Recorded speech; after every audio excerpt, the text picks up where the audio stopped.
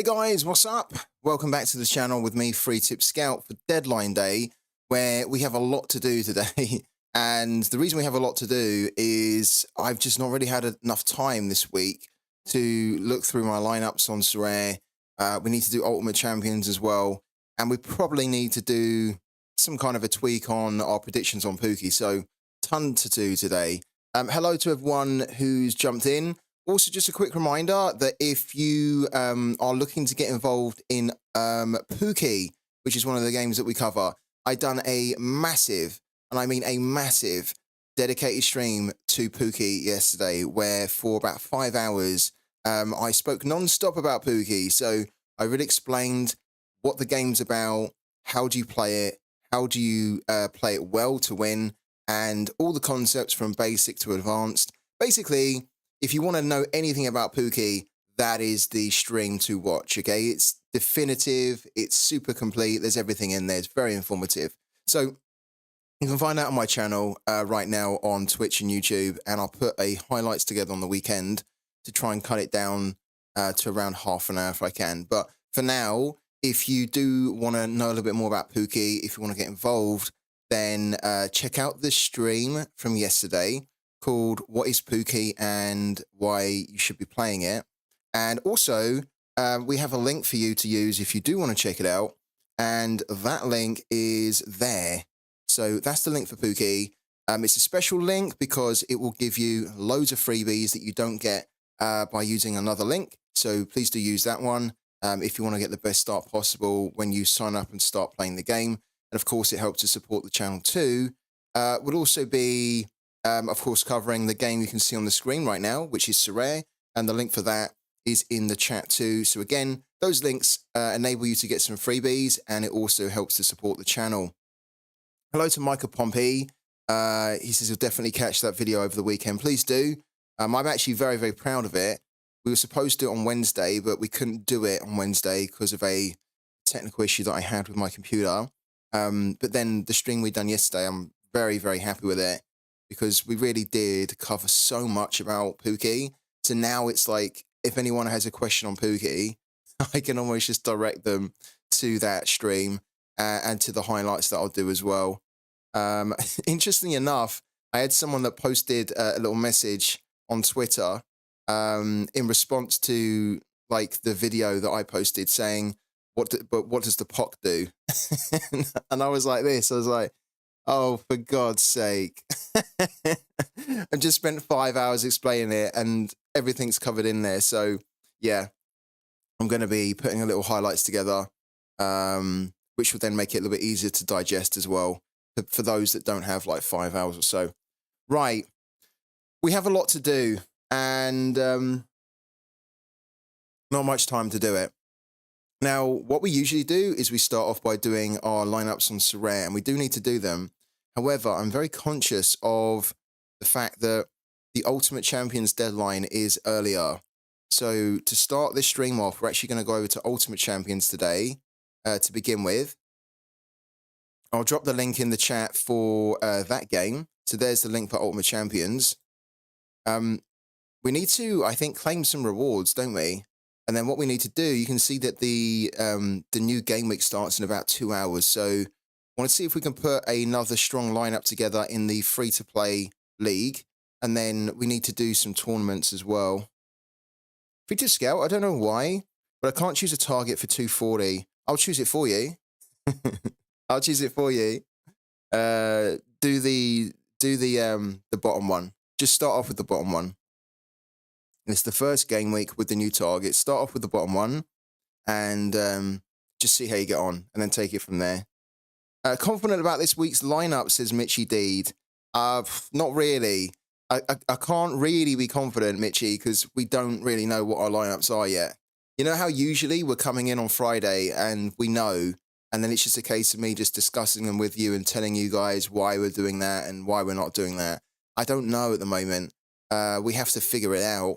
Like, as in, we almost have to build the lineups from scratch today. So, yeah, not confident. I'm a bit nervous, actually.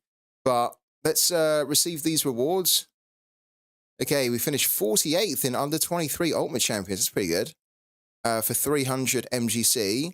and then 83rd in this tier 1 tournament, so we get 130.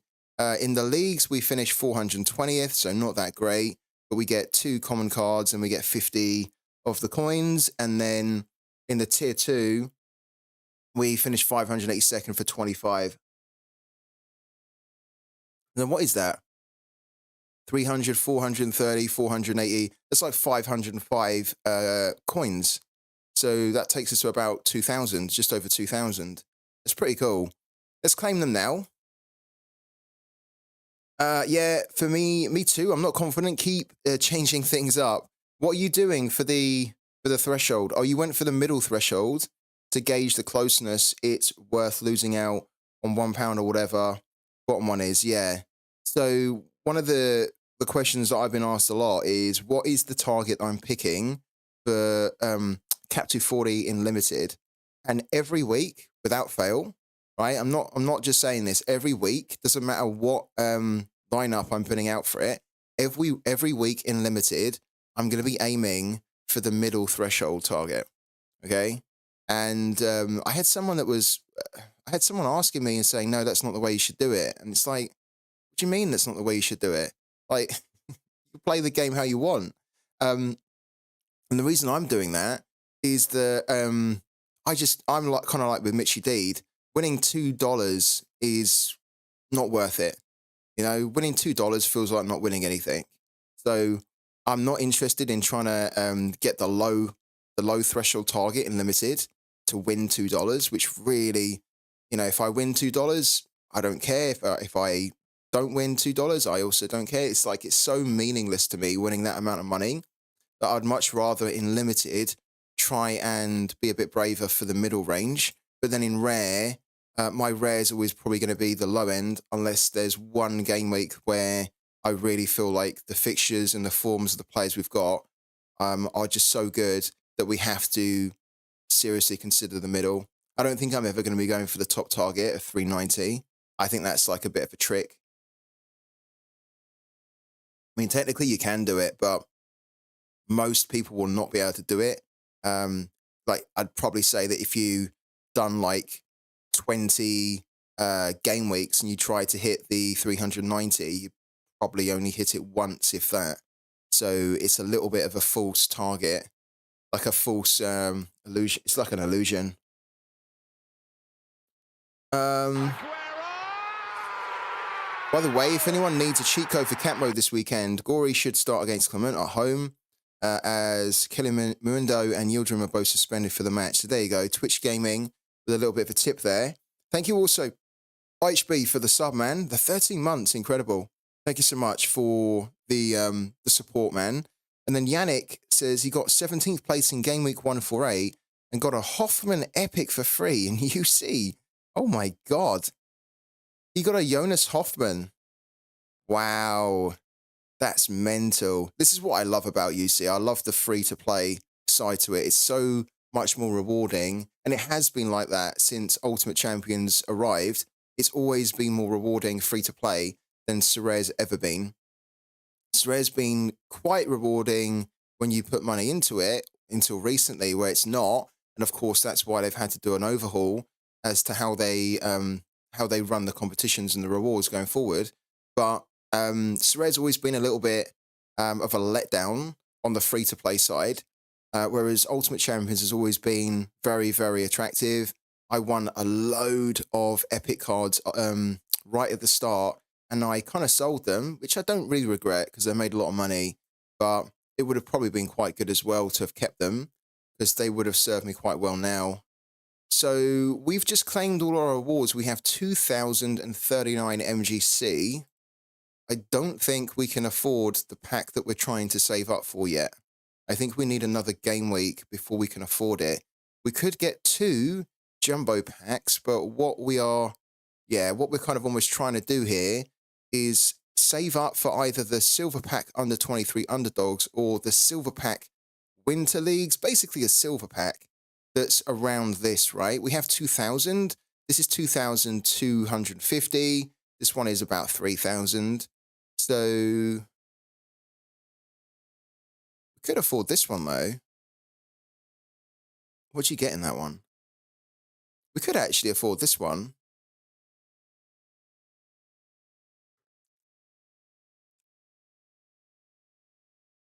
That seems like it's quite good value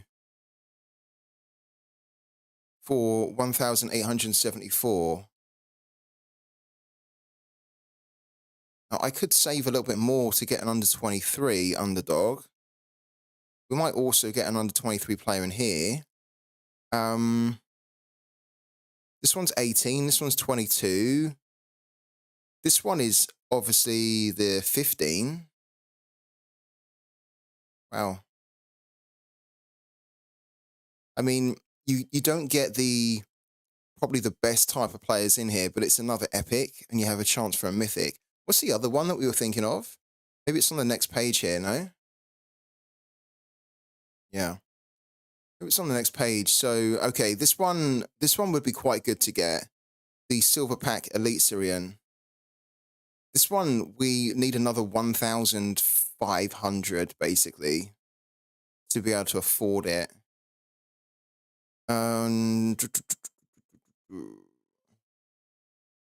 These ones are really expensive, so this would take a long time to grind for like a gold pack.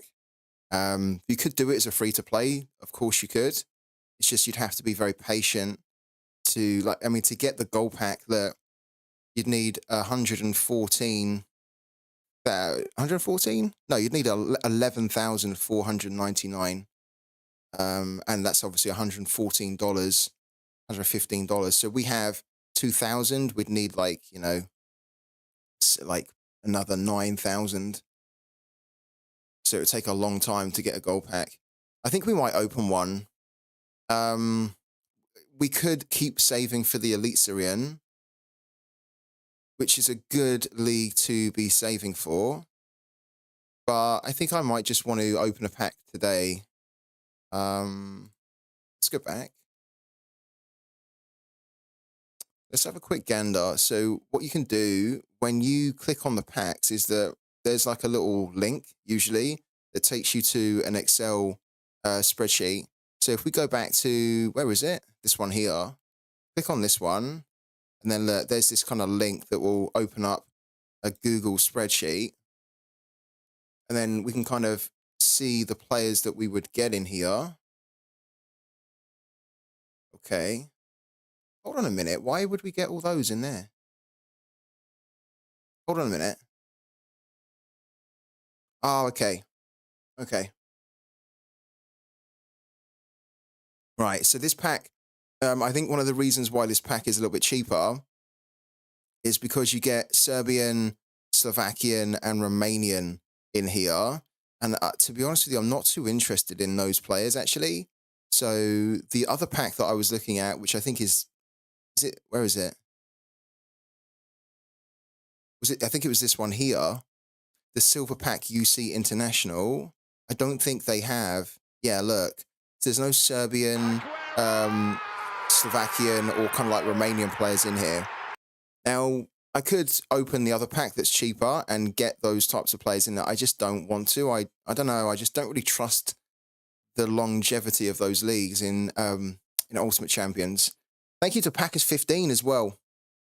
Thank you to Packers15 for the 16 months. Packers15, everyone knows if you've been a regular on the channel, Packers15 is the #1 sub on the channel. He's been the #1 sub forever since we started. So thank you so much, man.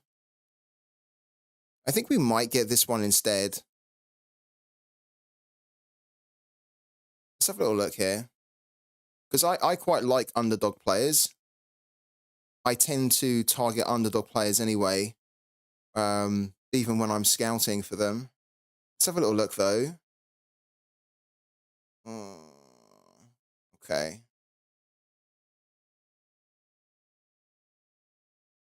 God, Lovro Maya. God, can you imagine getting Lovro Maya? Lovro Maya would be a good one.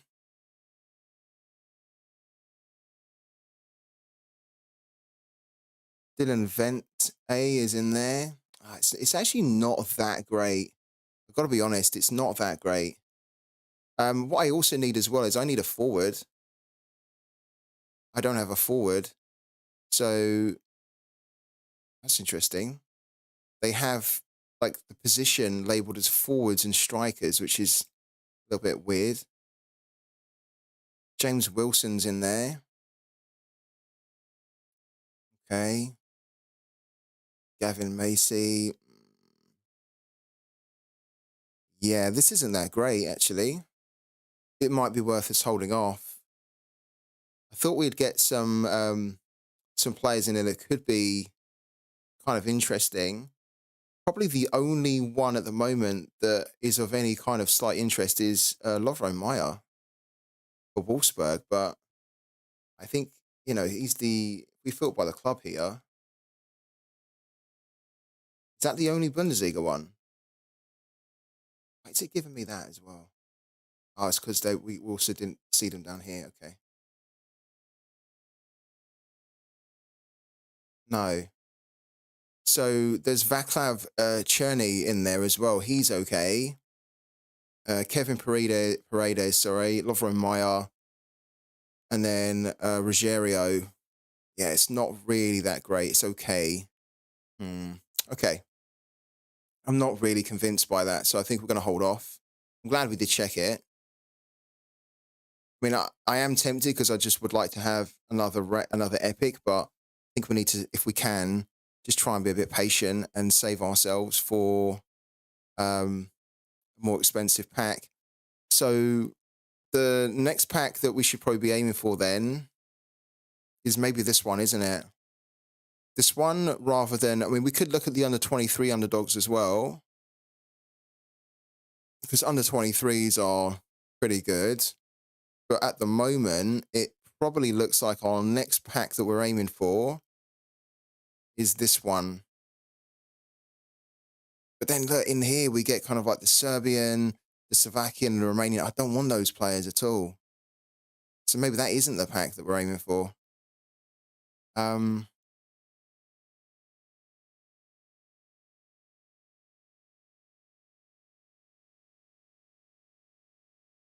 so maybe we do need to aim for the Elite Syrian one. God, that's going to be quite a save. I mean, we only need to get another 1,400, so it's going to take us a couple more game weeks, I think, to do it. But then it might be worth it.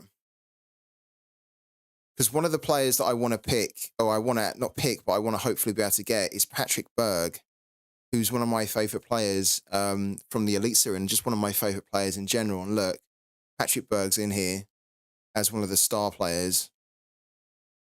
And of course, we get a lot of Bodo in here as well. Look at all those Bodo Glint players there. Yeah, that'd be lovely if we could pack a Bodo Glimt player. Even a Lillstrom player as well. Why is he not there? Oh, he is there. Look, Thomas Lenny Olsen. Yeah, so Thomas Lenny Olsen's in there as well. He's good. I like him. Yeah, okay.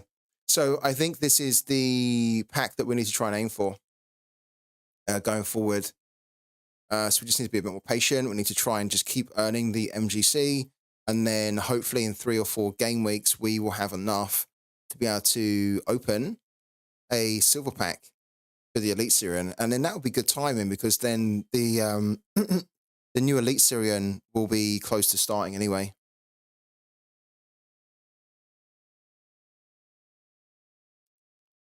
Do you think Sorare will introduce packs that you can claim for Sorare coins? Probably, yeah. Probably.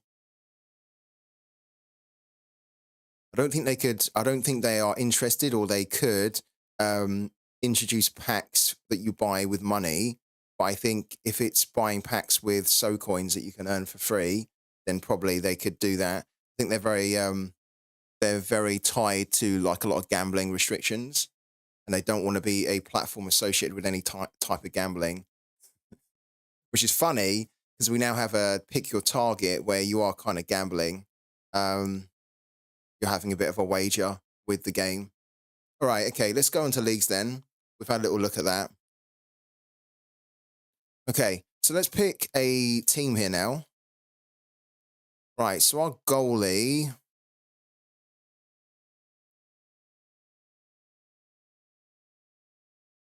Okay. Who have we got?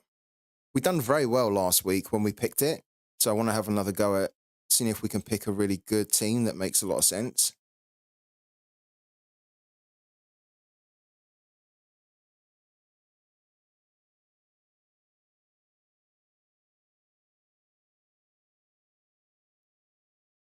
Okay.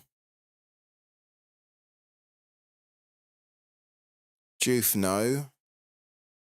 Hradecki, no.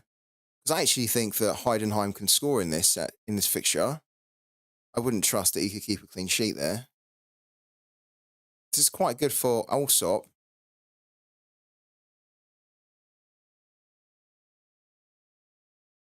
We might actually just go for Aoni though. Home game against Hermannstad. They're currently second. It's a little bit of a tricky game, but this guy's good as well. Look, he's doing very good. His last 15, he's got 124. That's actually pretty good scoring. I think we looked at him last week, whereas, yeah, kind of like before that, he was posting a lot of bad scores. Like a lot of good scores in between a lot of bad scores. Look, try to pick a goalkeeper that's kind of consistent. I think Aoni also had a little bit of a blip as well, though, didn't he? Yeah, look. Not great there, but certainly a little bit better.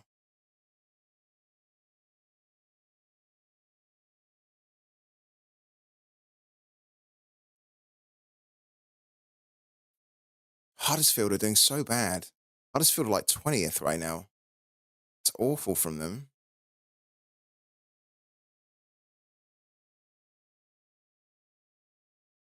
Hmm. Let's put Ione in. Let's do that for now. It's got a home game. And then Gabriel against Burnley, that's actually very good. Freddie Kent as well. Look at Freddie Kent. He's just hit a score of 329. What a monster. Love Freddie Kent. So good. So I think we'll probably put Freddie in as well. We usually do. Let's do Gabriel, who also hit a really big score of 301, and it's Burnley. So technically, unless Arsenal do an Arsenal from old, Arsenal should be able to control that game and win. So Ken and Gabriel. Gibson's been amazing recently, but they got hammered, Harrogate, because I was looking at Gibson and I was thinking, why did he post a score of 0 when he played, right? Look at this score. Let me show you this score. They got absolutely hammered, Harrogate, by I think Mansfield. It was a ridiculous score. Hurt. 9-2. Harrogate lost 9-2.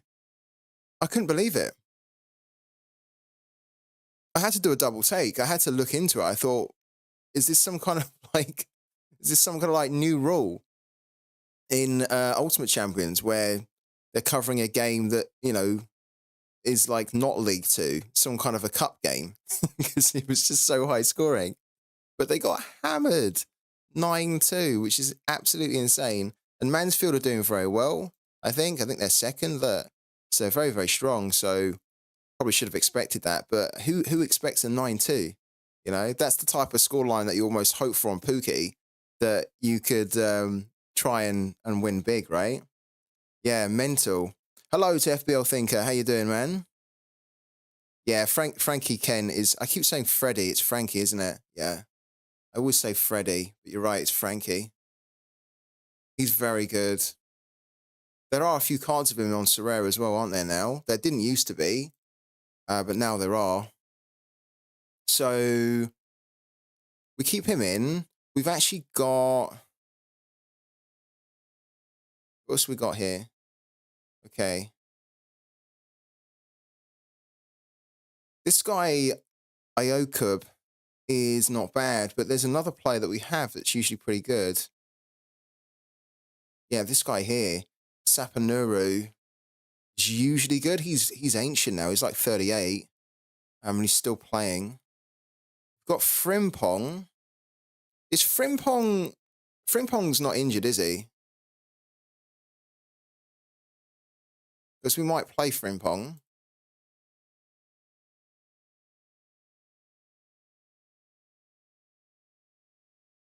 Yeah. Good. Okay, we will probably play Frimpong. So he's one of those defenders that you never really know what type of score you're going to get because he's like a wing back. And as it's like on Sorare, wing backs can be very up and down. We've also got, look, Arujo. Like, technically, we've got two players here that should be able to do very well. So if we put Frimpong in, we've got three Frimpongs, so we might as well use one. We put Frimpong in, and then I want to put Arujo in. Let's double check with Arujo as well. It's not that good a game for them, but he's a good defender.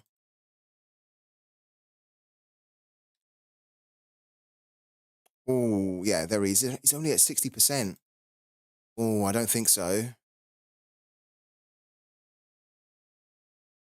I don't think we're gonna. I mean, technically we can do it because we get subs, right, on Ultimate Champions. But if he doesn't start and then he comes off the bench, then that's not good for us, right? So maybe we avoid that. We could probably do a 3-5-2. This might be the week where we do a 3-5-2. Let's check it out. So if we do 3 there and then 5 in midfield, then we can do Saka for sure. Wow. This guy here is new. I think we've only just picked him up. This Kankava. Because I've never seen him before. And he's playing for the team that's top, Slovan. Wow. And he's got an average of 202 over his last 5. He's 37 years old. Wow. God, look at his scoring that he gives you. That looks quite consistent, doesn't it? Whoa. Have I spoken too soon? Probably I have. But the fact that he's playing for the team that's first, they're going up against the team that's 12th. You'd like to think that he will be able to do good in that fixture. He also just delivered a score of 301.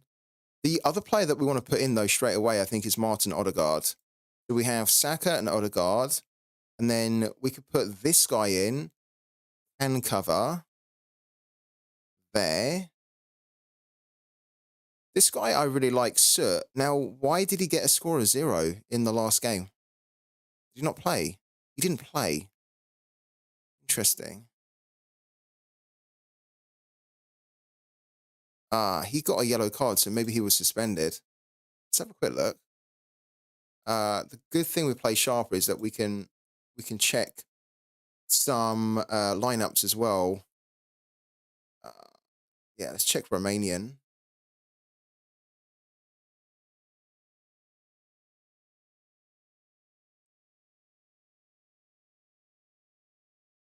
Okay. There he is. There's again. So it looks like he was just suspended for the last game. Okay.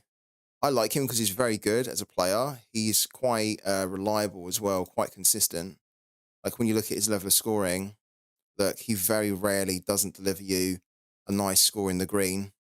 He's very consistent. And you can see it as well in his last 15, last 40. That his last 15 is 154. His last 40 is 154. It's exactly the same.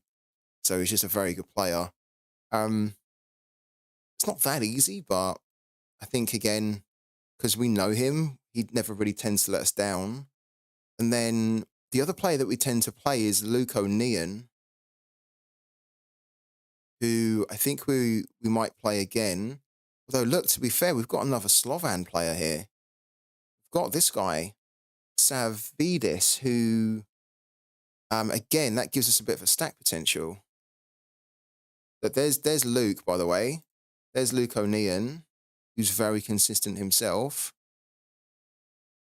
I think if we weren't playing the Slovan boys, then we would probably be playing, um, yeah, Luconian. But this might not work, but I think we want to maybe try it because this guy's scoring good, and Slovan, God, look at the high end that he can give you. Can also give us some low end too. But again, this seems like the type of fixture where they should do well. Is this Slovan Bratislava? I think it is, isn't it? Let's have a little look. I'm assuming it's Slovan Bratislava. Yeah, they're like hands down considered to be the best team, right?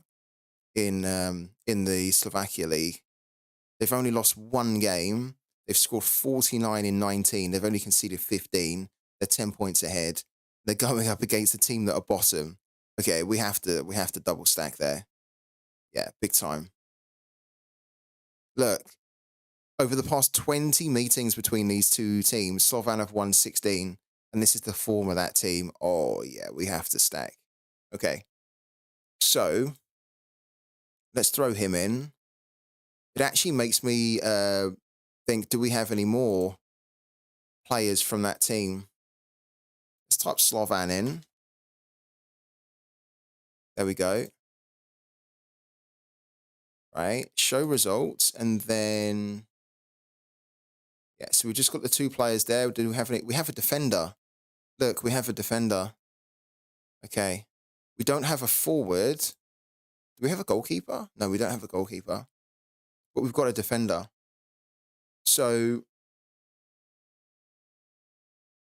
what we'll actually do is we'll take Frimpong out. We'll put this guy in like that. Then we'll put Frimpong on the bench, but we need to try, I think, and stack with that team.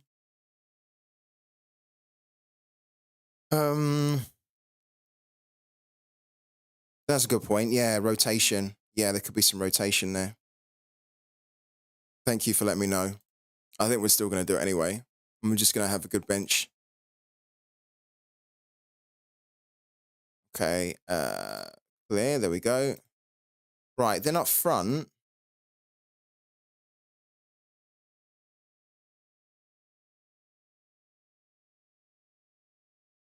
This guy's been doing very well at the moment.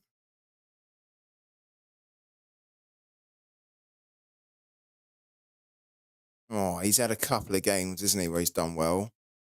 Hillary Gong's been great. If we'd have played Hillary Gong last week, then we would have won an epic from the free to play. Yeah. We played this guy instead. Where is he? We played Coman, and Coman got a score of 72, and Hillary Gong got 296. So we would have got an additional 220, and that would have absolutely put us in, I think, the top 10, top 5 even in the free to play. We've got Lewandowski, who's always a good shout, and I think we might actually play Lewandowski here. He's in good form as well. I don't really think Celta Vigo are that good defensively. I mean, technically we could do Hillary Gong, but I just think that that's probably not the right fixture.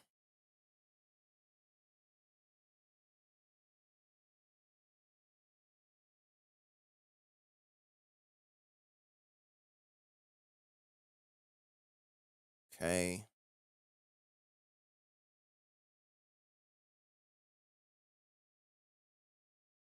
Hmm.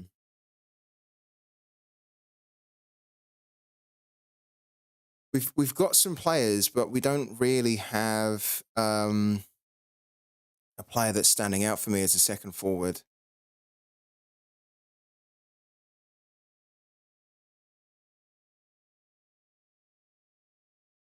Like, we have good players, right? But yeah.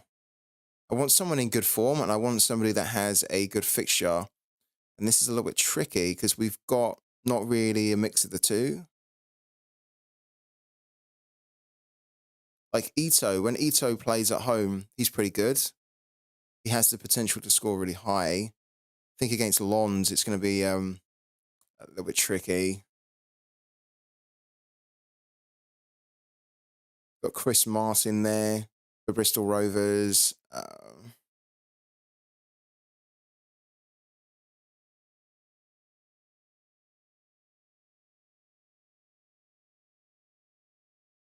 Okay. So at the moment, it looks like we're either picking this guy here, and probably we are, because he is in good form, to be fair, and he's got a home game, isn't he? Against a team that are 14th. So he could be like the weird differential here. Usually we pick like Coman, but and that would stack up quite nicely with Surt, because then if Surt provides an assist and we kind of get that double benefit. He had an off game in the last match, but he's actually quite consistent. Look, he's very good most of the time. So I'm just trying to weigh up whether we go with him again, and if he can bounce back with another one of those big scores, or whether we go with the guy that we've never really used before, that just seems to be in good form and has a home game against quite a poor team. You reckon Ito?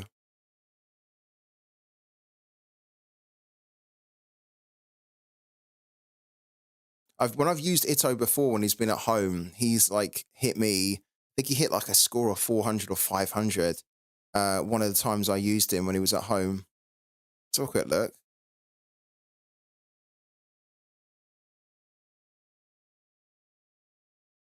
It was a few months back.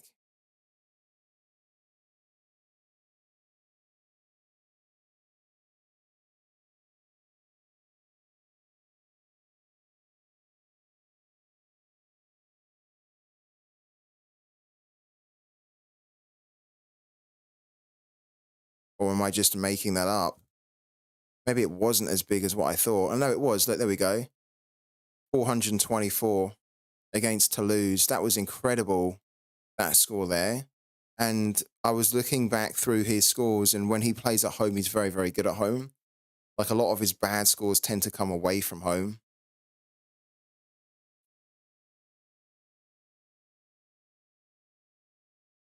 Hmm.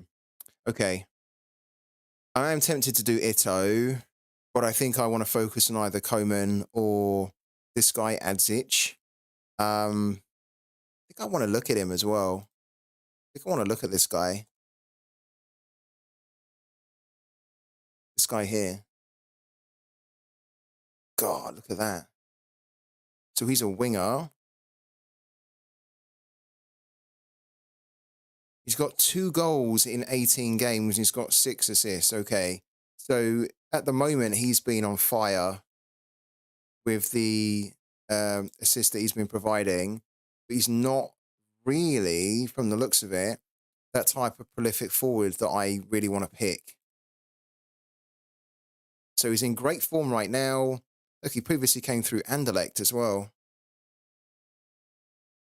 I'm glad we checked that, because I don't think I'm going to pick him, even though his next fixture is very good. Who are they going up against? They're going up against this team here. Okay.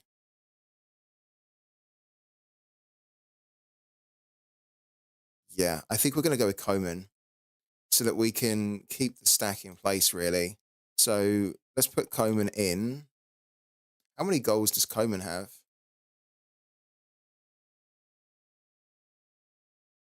Because this guy is much more prolific. So look, he's got 10 goals in 22 games and he has 8 assists. So look at this guy here. It's phenomenally good.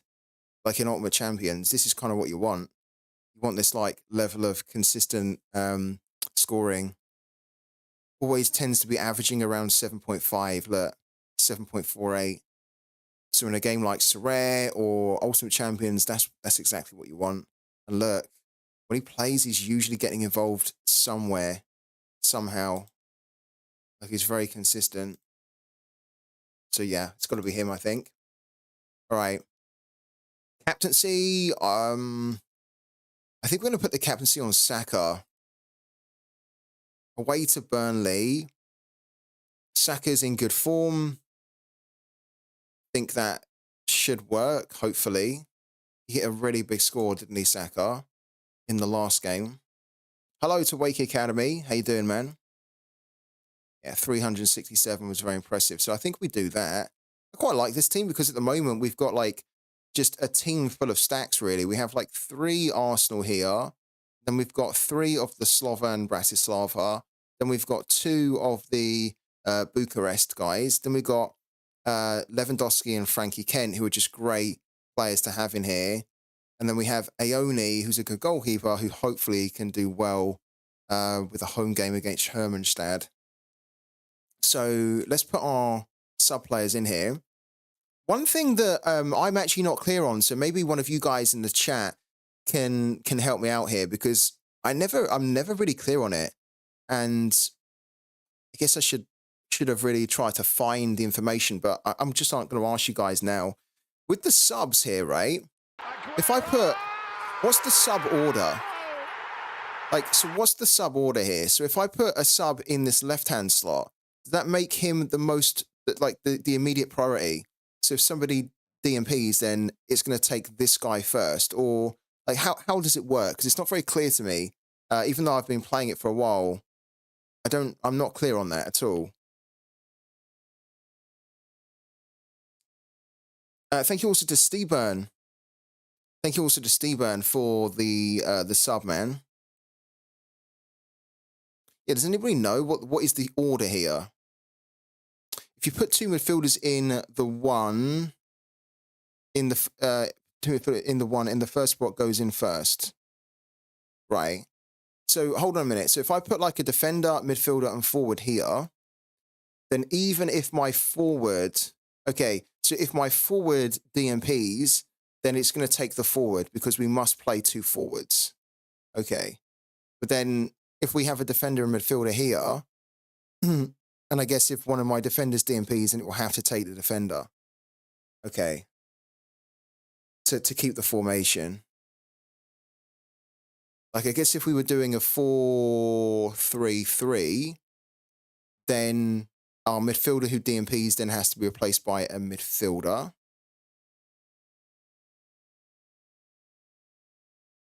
But technically it doesn't, because the formation is 5-2-3. From left to right and then position for position. Okay. Cool. That kind of, yeah, sounds like what we were working out there then. Okay. So we almost need to have, I think, Frimpong here. Let's do it. Let's do Frimpong on the left.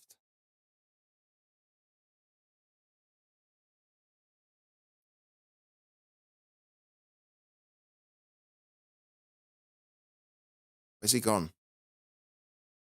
Down here, isn't he? Frimpong. There we go. Frimpong on the left, right?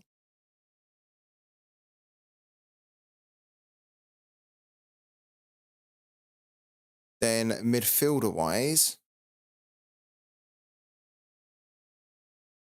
we're going to do Luke O'Neill, because he's just very, very good. And then forward-wise, we can then do either that forward that we were looking at, who's got a very good game now, or we do Junior Ito, but I think we're going to do this guy here, just to mix it up. Yeah. Okay, cool.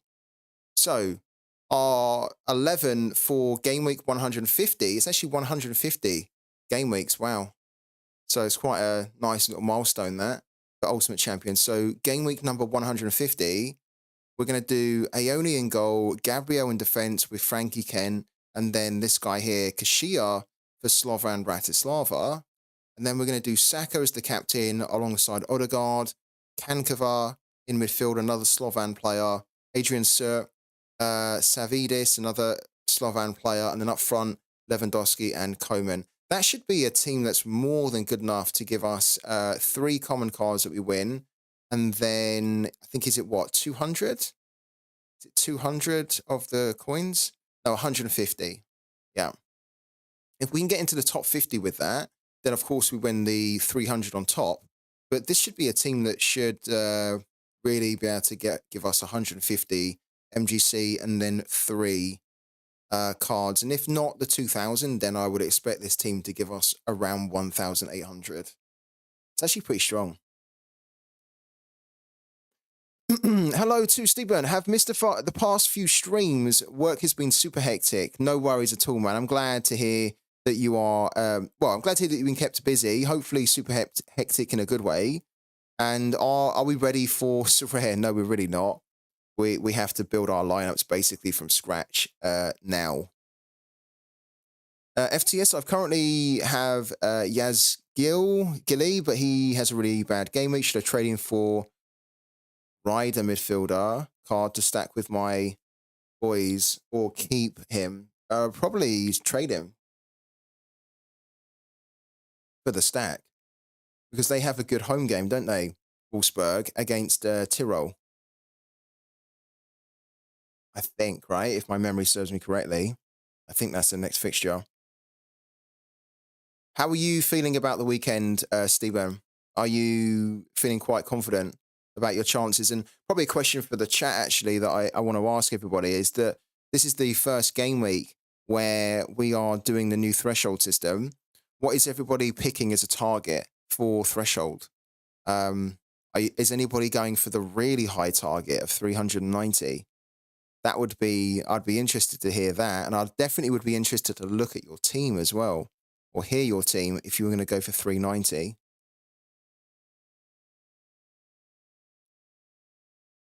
Okay.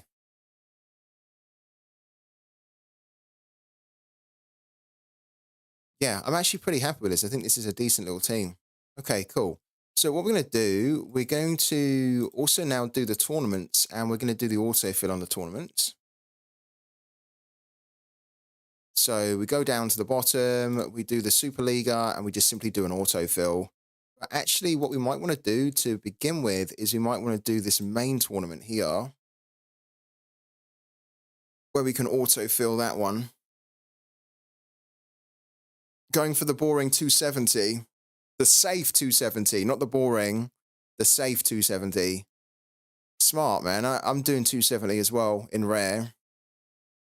In limited, I'm always going to be hitting higher than that or aiming higher, but yeah, 270, I think most people will be trying to go for.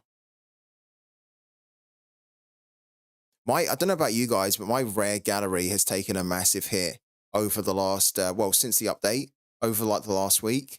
All my rare players are so low now. Look at my rare players. Look, I mean, Peter Moose is going up, great, because the MLS is around the corner. But this goalkeeper here, I didn't get that long ago for around 200. He's 132. Kofi's down to about 100 or so. Why is Slovic down to 70? I don't know. Everyone's just going down. You know, like Rare's just taken such a big hit, I think, since the update. Like people are just scrambling to sell off the players. It's like a panic sell to then readjust and kind of like get their gallery sorted for not only the new update, but also for Threshold. And it's just caused a big spiral, I think, personally, from what I'm seeing in the prices of cards. Look, pretty much all my rares are down. Horrible. Really horrible. Like, before the update, I think my roster valuation was like 1,600. So we've gone down by like £400. It's pretty hard to swallow that. Because it's not like we've done anything wrong.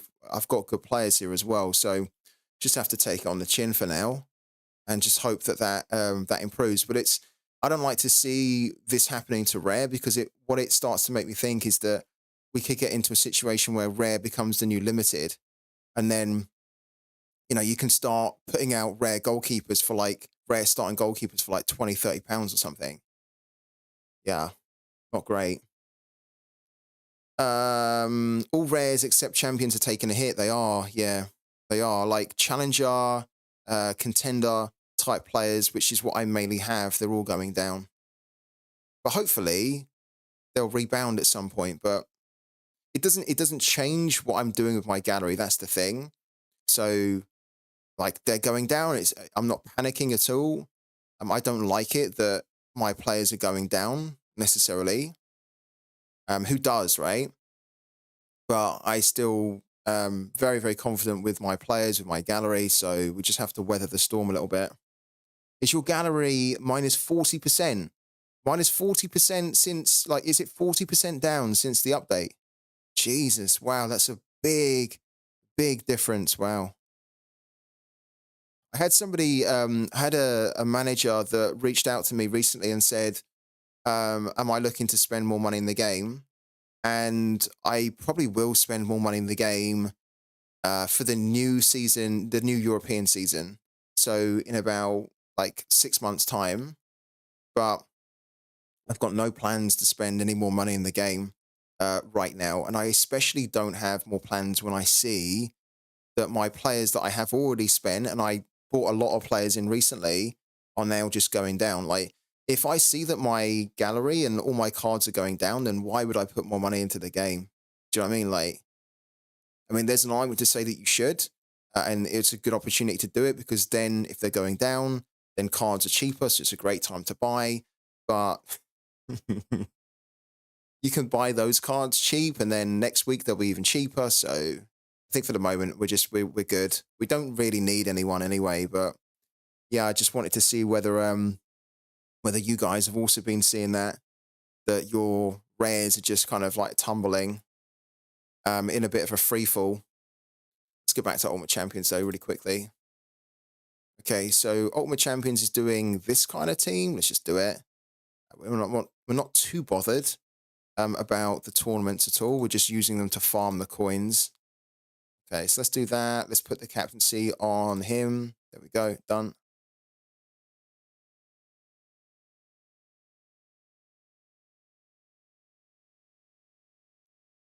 Wow. Bukema is doing way better. Last week's and halved. I actually I think his last score was very good, wasn't it? Because he scored a goal, didn't he?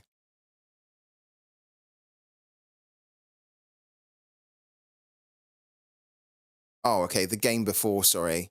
Yeah, because this was the midweek game, wasn't it? Midweek game week. But on the weekend, he done very well. Has he really? He's not half, does he? Well, he certainly dropped by quite a bit, didn't he? I guess he has kind of. I mean, technically, he wasn't really selling for 40, though, no? Oh, to be fair, he was, but back in January, December time, right? But he hadn't really been selling at that price point this month. It'd be kind of more around the £20 mark, and he is still roughly around that.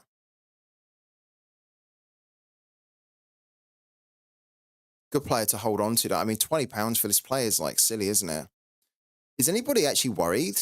Is anybody worried about the state of rare? It's a question for everyone, by the way. Is anybody worried about the state of rare? Because when I see a player like this that I think is actually quite good, I am getting a little bit worried that this type of player is so low and seems to be getting lower and lower. And I get it that his season is like halfway through, so naturally his price is going to be getting lower and lower with utility. But how low is he supposed to go? You know, how low are they all supposed to go? Like it's almost like the minimum level now has just kept dropping and dropping. So with another 3 months or so left of the season, he's already at £21. Is he then going to be getting to under £10? Probably £5. It's a bit mental, really. I may get into rare again at these prices, says Wakey. Yeah, absolutely. I mean, to be honest with you, I think you can probably even just wait.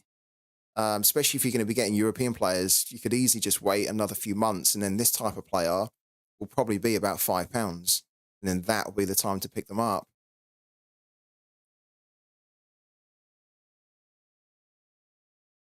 I missed a new announcement last week. I have about a. You missed it. Wow.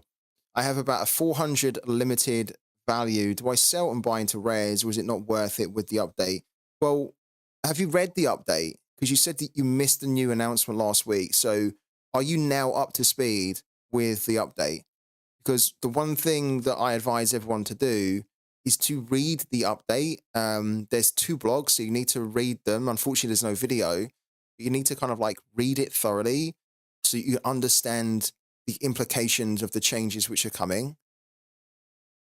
And then you need to then weigh up in the new structure whether your gallery is in a good enough position to compete in that new format. And if not, then potentially making changes. But one of the things I've also said as well is you should really try to avoid making knee-jerk changes or changing your gallery when Sorare changed the game, because Sorare will change the game more, and they will probably make more changes from now until when the actual update comes into effect.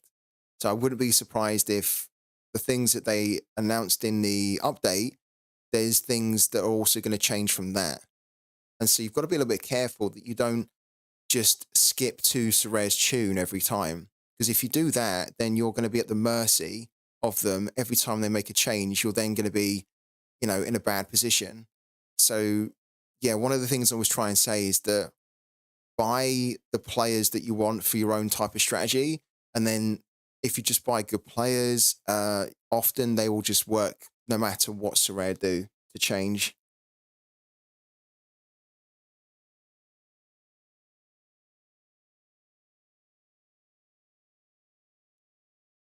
Okay, let's do All-Star if we can. Autofill. Okay, that's good. Because we need to sort of almost get a move on here, because there's like 1 hour and 45 minutes to go until Sorare, the game week starts, and I still have no idea what my lineups are going to be. So we need to kind of get Ultimate Champions done now. Let's put him as the captain. Why not? Take him out. Do it.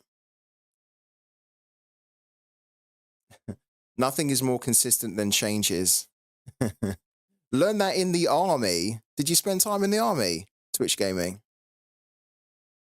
FTS, do you think I can even get 270 with Bondman, Bukema, Ryder, Dessler, Ballo? I think you can, yeah. Like, what's the XP on them as well? Oh, we're not going to do packed field. If you've got good XP on them, then yeah, I think most teams should be able to, in my opinion, hit 270 with good XP on them.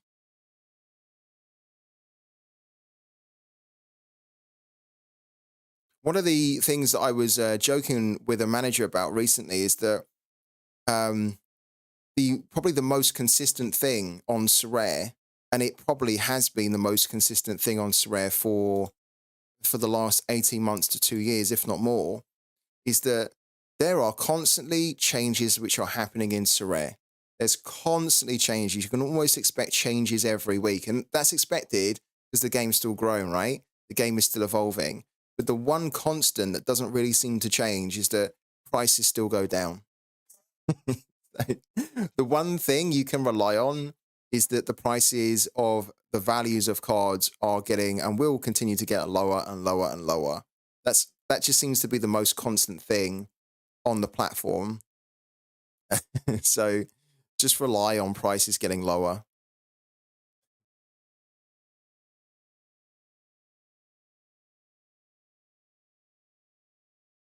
I got an advert, so I can't hear the chat if you answer my question. Sorry.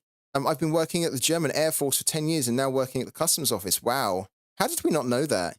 I feel like you kept that kind of, I guess it only comes up, from if you reveal it, right? I didn't know you were working for the German Air Force. It's really cool. Very cool, man.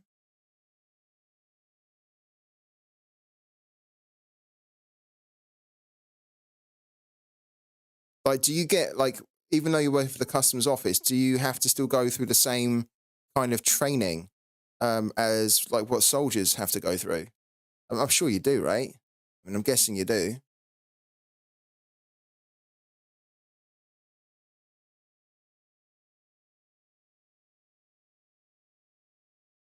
And we're not eligible for this one.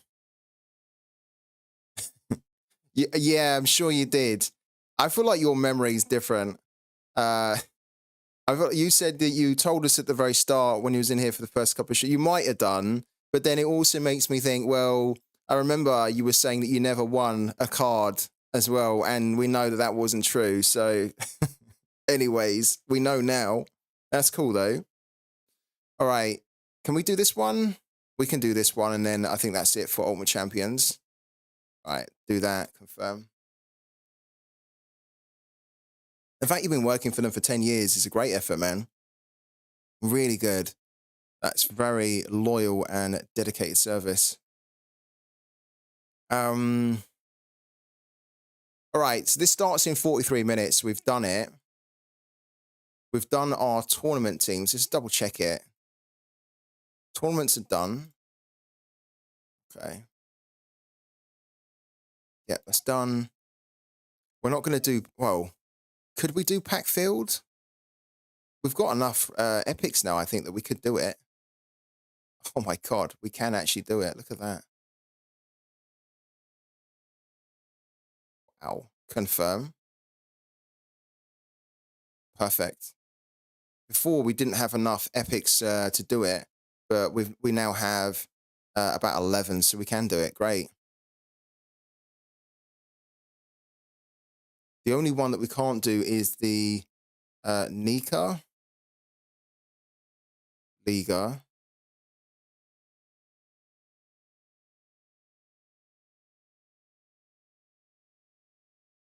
Okay, cool. I think we're good. Yeah, I think we're good here. And then our leagues was also good.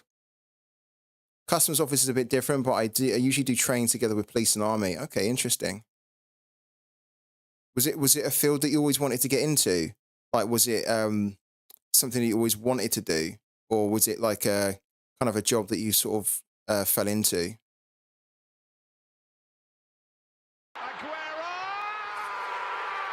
Oh, look at this here. Greythorn. Hello to Greythorn. Welcome back in, man. And thank you so much for the 12 months. Wow. A whole year of support from Greythorn. Amazing. Thank you so much, buddy. Right. So we're good on Onward Champions. We're done here.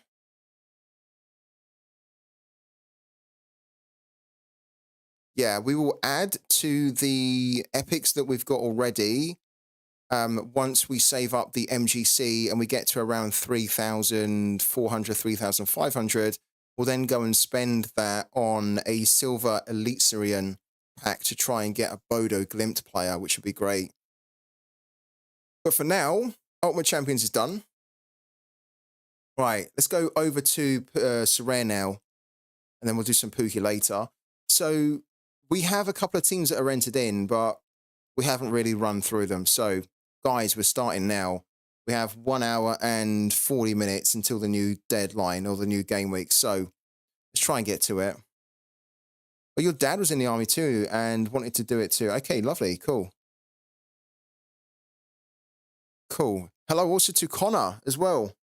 How are you guys feeling about the weekend in Sorare? Are you guys feeling confident? Did you guys have a good midweek as well? That's probably something we should just quickly ask everybody in the chat. My midweek was awful. My midweek was so bad, guys. I had an absolute shocker. Expected that we might do well in the Cap 220, or maybe we might be able to have a good chance of hitting the threshold with 4 players, but it just didn't turn out. Look, this is how our threshold team done with the DMP goalkeeper. So we really needed a big score from Morales, but even if we had got a big score from Morales, we didn't get the score from Grylak that we were hoping. We didn't get a good score from Lauren either. We did get a very good score from Stefan Garteman, who I brought in recently, which is great. Has his price gone down since I brought him in? He just hit his best score, I think, ever for Aberdeen. Has his price been going down? No, his price has gone up a little bit, hasn't it? It's been a little bit of a surge for him. I can't believe, like, what is going on? I can't believe, like, Stefan Garteman is like £13 in the rare. I mean, it's bonkers. It's absolutely bonkers. It really is. Now he's playing for like the Scottish Premiership team at Aberdeen, but he's on loan. So in the summer he goes back to Midtjylland, who are then in the Challenger tier, and his scoring in the Superliga has always been fantastic. But that's his scoring in the Superliga. It's just ridiculous, really. I don't really understand it. Um, which is one of the reasons why I bought him last week. Well, not last week, for this week, because I thought he could do very well, and also he's just a very good player to invest in, I think, going forward, especially for this price, right? Incredible. Limited threshold with a tier 5 for Grem. 239 with the DMP and 24 for my keeper in limited 240, so on to the next unlucky Esfon. And then a Doggy and Pedro Porro both out for Spurs, is Twitch Gaming. So guys, keep that in mind. If you have those players, you've been looking at those players, keep that in mind. My limited team done shocking too. Didn't help that we started the game week with a negative decisive from Edison. And then again, we had Morales, who didn't do anything. We had Grylak, who didn't do anything. We captained Cade because we thought that Cade could explode to another big score against this really poor opponent, and he didn't. So it was just it was a complete write-off, really, this whole game week. So on to bigger and better things, right? Let's go back into here. Let's clear this team. Okay, so this is our threshold team, and we have to work it out now. Okay. Jakub Slovic, we don't want to play in here. He has an L15 of 61, that's too high. And even if he had a lower L15, we would not want to play him against Besiktas away. Hervé Kofi then is the natural player to come in. He's our only other starting goalkeeper. He doesn't actually have that great a fixture, but he could do okay in it as well. Let's quickly check him at the same time. I'm not expecting that Hervé Kofi's not going to play. We want to check it on here, I think, to see whether the expert is going to tell us anything different.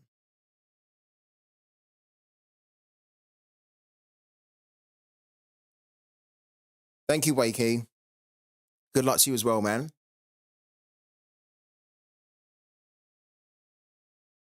4 lineups midweek, got 209 as my highest score. Let's just move on. Yeah, I agree with you, Sopsy. Sopsy, is your partner on Twitch? Is your partner following the channel now? Because this would be some coincidence if we had a user that followed me a few days ago called Miss_Sopsy. So I thought it has to be your partner. It is, yeah? Okay, cool. I was gonna say that would have been some weird coincidence if it wasn't. Thank you. Thank you to your partner. Please say thank you for me that they're following the channel. I appreciate that a lot. Okay. Yeah, so Kofi is fine. He's at 95%. So Kofi goes in. Right. Midfield. Let's do the midfield first of all. We have Anto Grigic, which is too high for 61. Lyndon Zalahi is 58. It's too high. Kadri is 51. We can play Kadri, but I don't think we want to for 2 reasons. The first one is that he's got a really horrible game. I think the second one is that he's still injured, I believe. I wonder if there's any more news on his injury. Yeah, look, what's happening with him? Is there any news here about Kadri as to when he's going to be back? You can see that he's not here. He's only at 40%, but I was kind of hoping that in the comments over here, there'd be like a little bit of a context around Kadri, but there isn't. And yeah, we're kind of too pushed for time to check. We wouldn't play him anyway. So Kadri, no. Jamiro Montero had a fantastic debut for Gaziantep. He got a score of 92. He has a home game against Sport, and he has 11.5% XP. That's actually very, very good. Mihail Zapart did not play in the last game, which was a little bit worrying because he was, I think, suspended for this game, but then everyone expected him to be back for this game and he wasn't. I think I did check on here from the expert, and the expert was putting Zapart around 50% or something, which is not good. Kofi needs to look out for relegation. Yeah, he does. Yeah. It doesn't matter if they get relegated. He's not like, this is the thing that I don't really understand. Like, I get what you're saying, but I don't also really understand it because, like, it doesn't matter if they get relegated. He's not going to go and play lower division football. So he'll just end up getting picked up by a different club. He's too good. He's like the number one for the national team. So he's too good to play lower level football. So I'm not worried about Kofi at all. Zapa's at 35%. Okay. That's not great. Okay. So what we're looking at here then is pretty much one option. It's Montero. We could play Molon, but I think I'd prefer to play Molon in like cap 220 or something. So yeah, Montero here. That makes me think that if we're going to put Montero in here, then we might as well look at getting some kind of a stack going because we have Pappy as well in that fixture. And he also has a huge amount of XP. Smolcic we could play, but 53 is a little bit too high, and we would want to play Smolcic with Salahi. Bokat we could play too, but I don't really want to play Bokat away to Anderlecht, if I'm honest with you. Morales at the moment is just not a player to be playing. Look at his form at the moment for Morales here. 25, 39, 49, 32, 47. It's just not good enough. So we wouldn't play him there. Yeah, I think we would play Pappy here. Then... So Biaki, I think, is out still. I don't know what the issue is with him, but somebody mentioned that he was in hospital. And so that sounds kind of serious. And I'd like to know a little bit about that.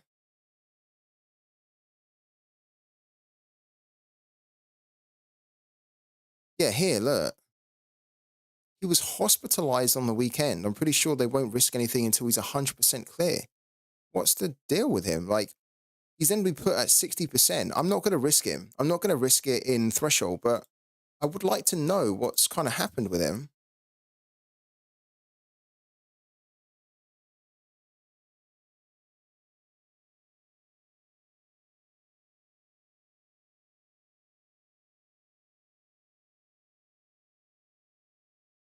Augustine Biaki was back in training this week, but it's still questionable. What happened? Why was he in hospital?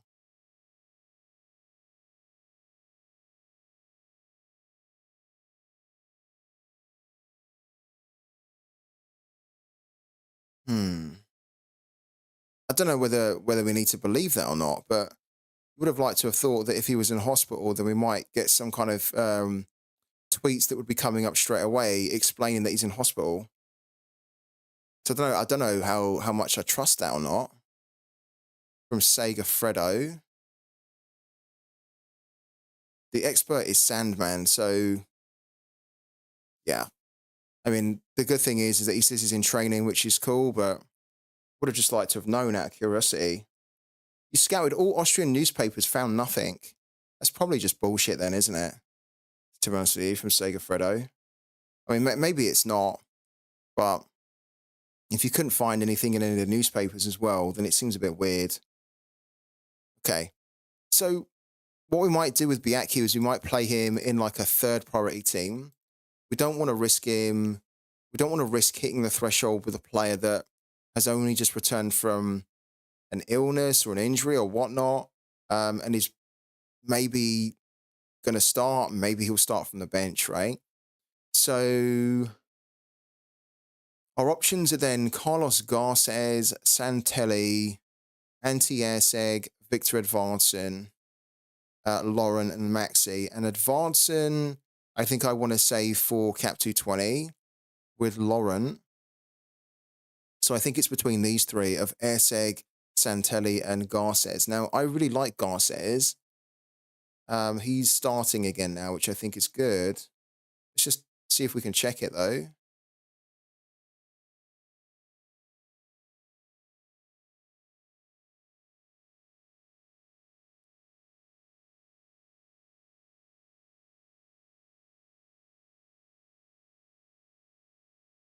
Yeah, so Garces is at 65%. Okay. Which I think is like a prudent prediction, as in I think it probably should be more than that.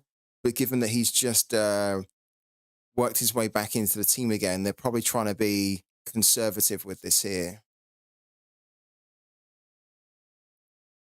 It's not that easy a fixture. The great thing with Carlos Garces is that he's on penalties. So Anti-Airsig has a okay fixture. I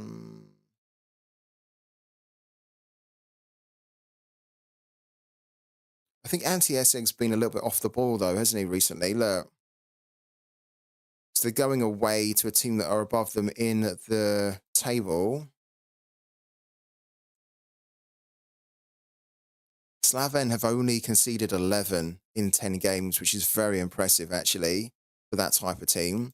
And then Istra have only scored 9 in 11, but they've conceded 22. So it's not been very good away from home. And specifically, if we looked at Airseg, it's not really done a huge amount.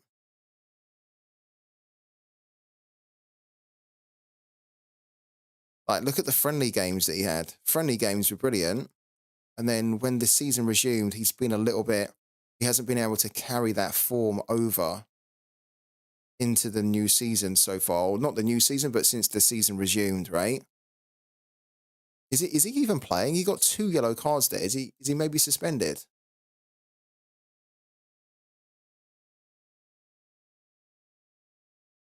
Biaki had breathing problems. Oh, thank you. God, that's not good.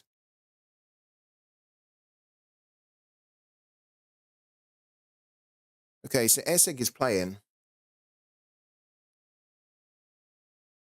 We might need to use, I think we do need to do it. We might need to use Sorare data just to help us, because we could put Carlos Garces in.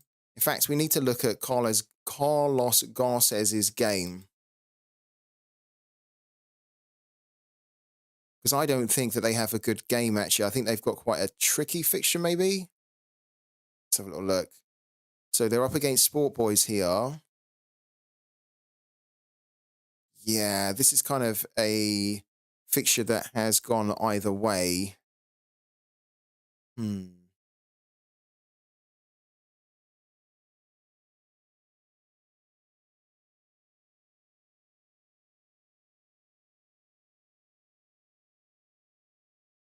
What's been the previous results between these two teams here? Okay, so, oh my God, over 2.5 goals and 6 out of the past 7, and both teams scoring. Sport Boys have won the last 3, but at the moment, Cinciano have not lost the last 3.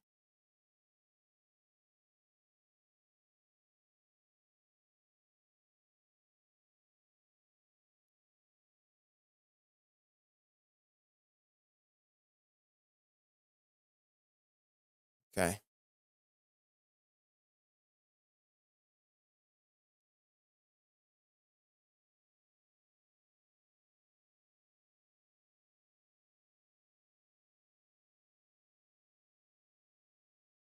What's going on here? Kind of Sorare data seems to have stalled a little bit.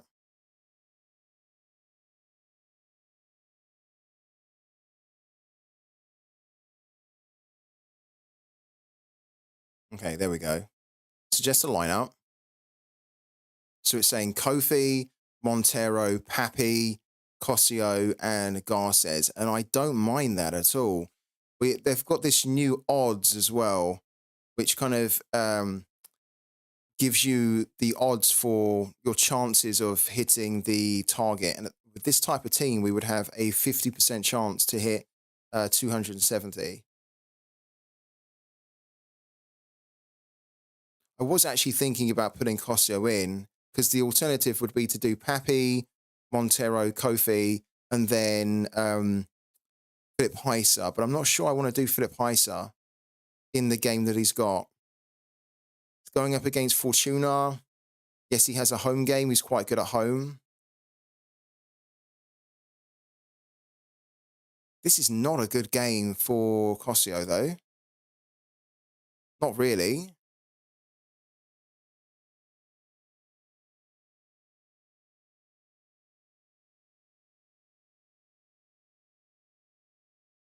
Hmm.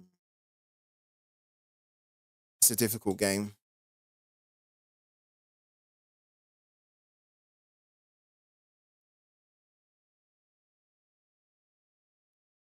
One of the things I need to look at here for the forward is anti-airseg, okay? There's not a big percentage for 3 goals scored here. And Cinciano have a good chance to win based on the odds as well. Okay. So I think we are going to go with Garces here. It's a little bit risky because he's only rated at 65% or projected at 65% to start, but I actually think it's going to be higher than that. The thing with Garces is that he's just he wasn't quite fit enough at the start of. Look at this here. Did somebody take it up? Yeah. I think somebody done it, or somebody, the manager who was selling him, has taken it down. What I'm talking about here is that we was looking at Carlos Garces a few days ago, and he was up on the market for like £8.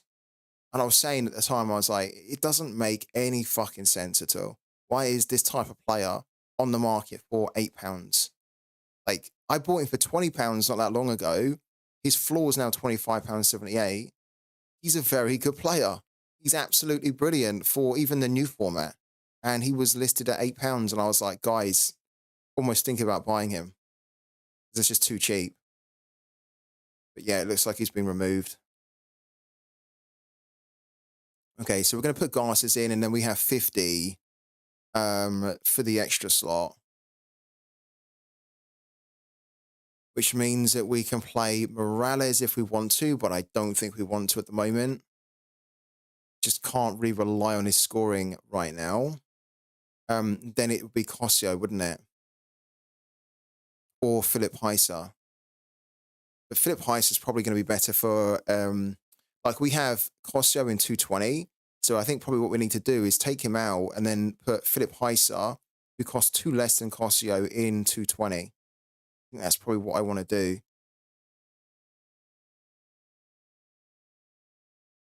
Garterman at 43 is very good. We need to try and find a way to put Garterman in somewhere.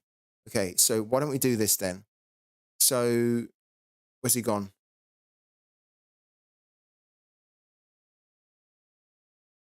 Yeah, Cosio. Oh, okay. So Cosio goes in. He's only got 2.5%. It's not that great.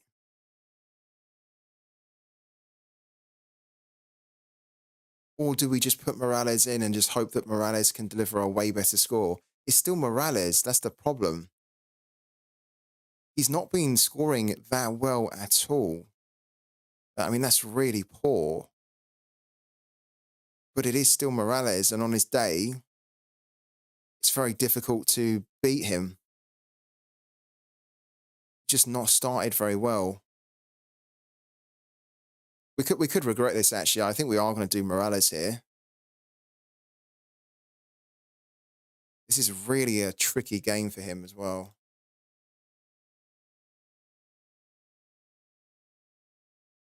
Because what I might want to do is I might want to play Cosio in All-Star.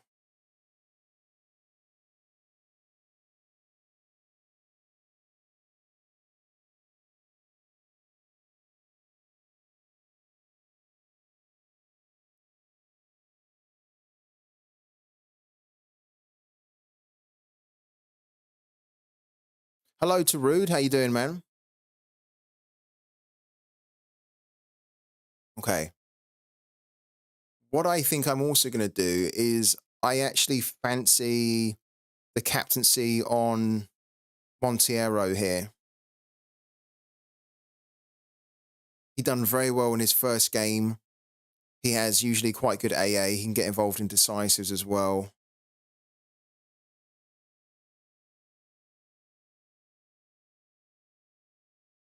Let's go and have a little look at Turkey here. Oh, this ad's pretty annoying.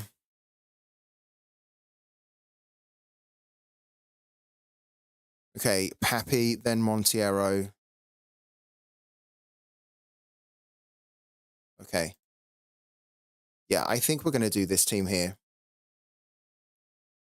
So I think we're going to do Morales now, just because of the fact it's Morales. We could put, as I say, we could have put Cosso in, but the problem that I have with Cosso right now is that he doesn't really have a lot of XP. He's only got 2.5%, which is not going to help us really to get over the line for 270. We'd be losing 7% or 6.5% really of potential boost. And if Morales can produce something better than this, then we're going to, that 9% on top of that's going to be massive. So all the players that we've got here have very good XPs, which is good. Bothered by both Sorare and play sharper changes.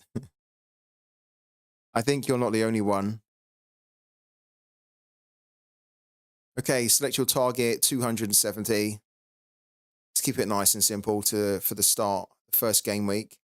Okay, so 270, no, 240.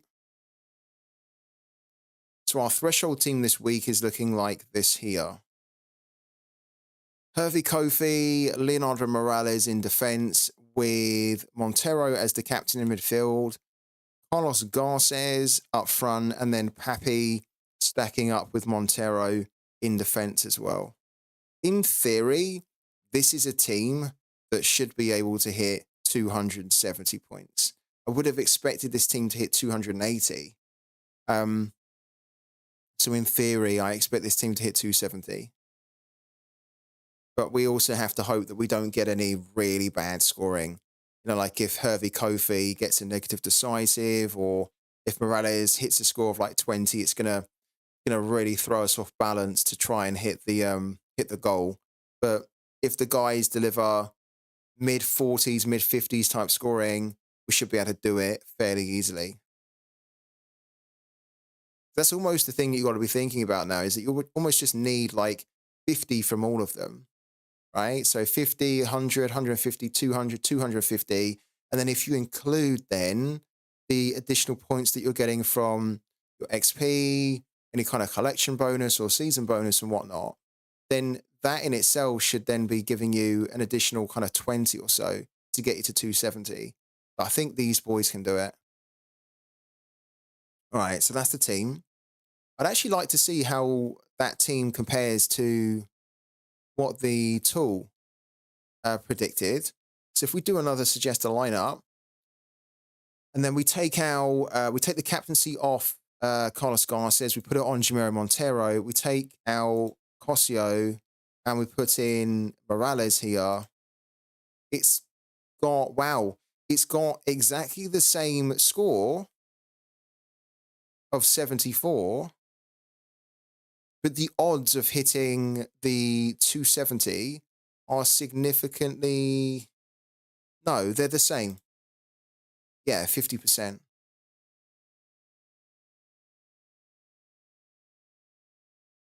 Odds are computed with historical data on the last 5 game weeks. Okay, interesting to know.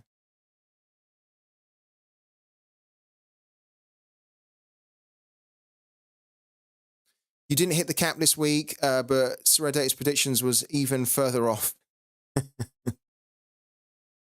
So not a good midweek for you then.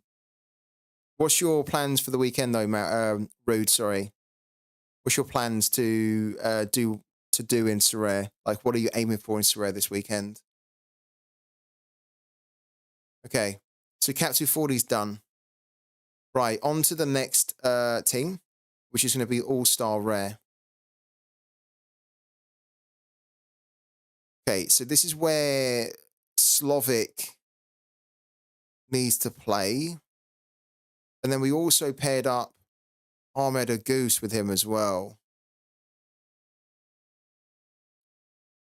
Now, that might not be the smartest thing to do, but then if we're going to play Slovic, we might as well be playing a Goose, right? And I think I do want to play both Smolcic and Zalahi. And then we can play Airsig in here. So this is probably okay. The only position that we would probably we could change would be this one here, the extra. But we could play Garterman, we could play Flip Heisar, we could play Alexis Kosio as well. But then it would break up a defensive stack. So in the rare instance that Konyaspor are able to keep a clean sheet or something, we might miss out on doing very well, and then we'd be saying, well, why did we just not take the risk here?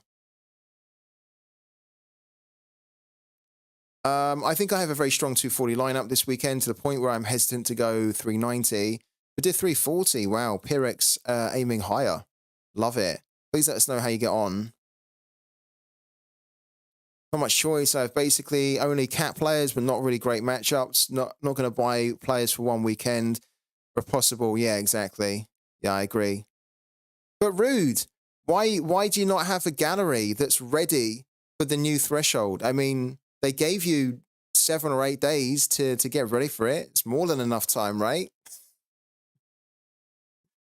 More than enough time. You should have more than enough plays. You should be already fine and ready to go because they gave us loads of time to prepare for the new threshold changes, right?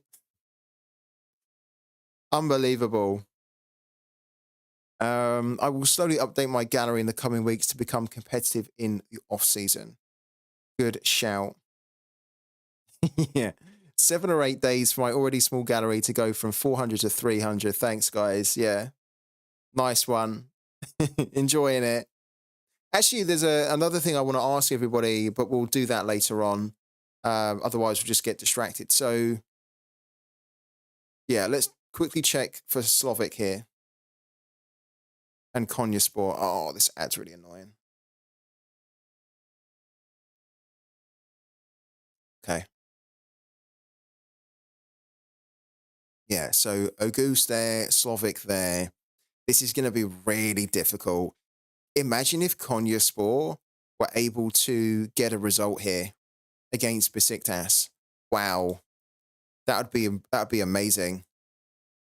They are priced at 5.62 to win. They have an expected clean sheet at 17%. The XG for Besiktas is 2. Oh, we're really going against the odds here by stacking with Auguste and Slovic. But I think we are going to do it. We might as well. Might as well take a risk here. Then we've got the 2 boys of Smolcic and Zalahi who we need to check. In the H&L League, where's that gone? Up here.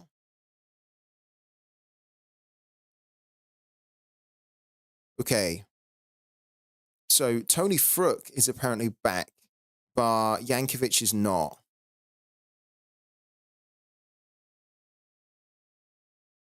Muscle injury, he should start this game. And we kind of need to keep an eye on that. We need to know that because we need to do our under-23 team as well. Okay, so Yankovic is out for around 2 to 3 weeks, maybe for slightly longer, a month or so. Okay. When was this updated? This was updated on Friday at 8:43, so today, this morning. Okay.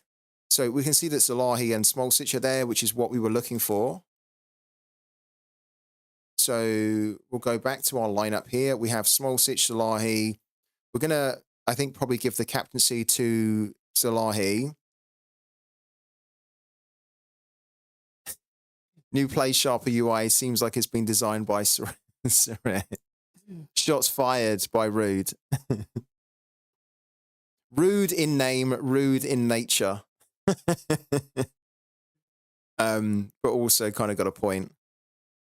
Yeah, it's a bit clunky, isn't it? On Play Sharp. I'm not a big fan of it either. The new UI. I think it was actually pretty good before. Okay, and then we have anti-ESEC. I think this team's probably quite good to go. Let me have a quick look at this team, though. Let's save that for now, and then let's go to our all-star team. I'd like to see how strong that is in the eyes of the Sorare data tool. We do suggest a lineup. Okay, so it's then saying, again, to put Slovic in, Smolcic, Salahi, anti-air, well, Grigic we wouldn't do. Not in all-star anyway. And it's telling us to do Victor Edvardsen, but we're going to do him in Cap 220 because he's got a really low L15. So then Salahi, and then the other player that we're putting in here, is he gone? He's Ahmed Goose, right? So it has a score of 60, and then, yeah, with the captaincy on Salahi, it's also got 60. Smolcic at home is a little bit of a different beast because Smolcic at home can score very well.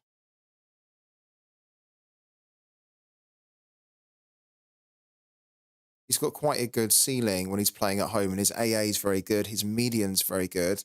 Then I think also Salahi can match him or even do better at home, though. Yeah, 91 as a ceiling, 19.1 as an AA, 54 as the medium. Cool.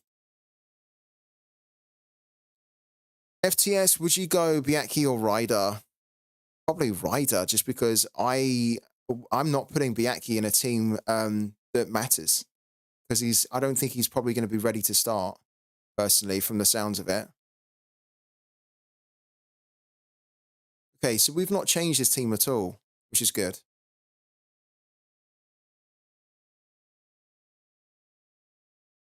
Cool.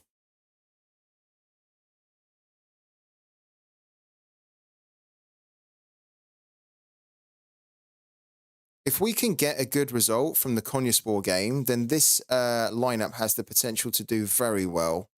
But it will really come down to whether Konyaspor don't capitulate. They don't basically fold against Besiktas. Cool, I like it. Oh, I'm getting a bit of a headache.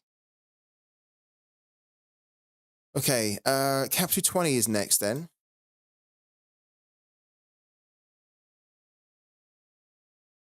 Okay.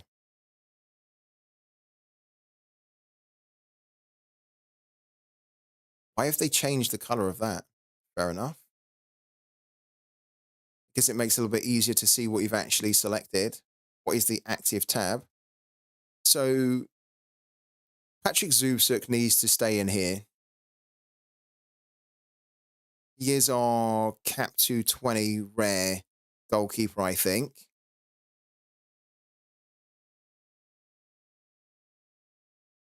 And then, yeah, I think he needs to stay in. It's not that good a fixture for him, but he has, I think, a better chance for a clean sheet. As a forward,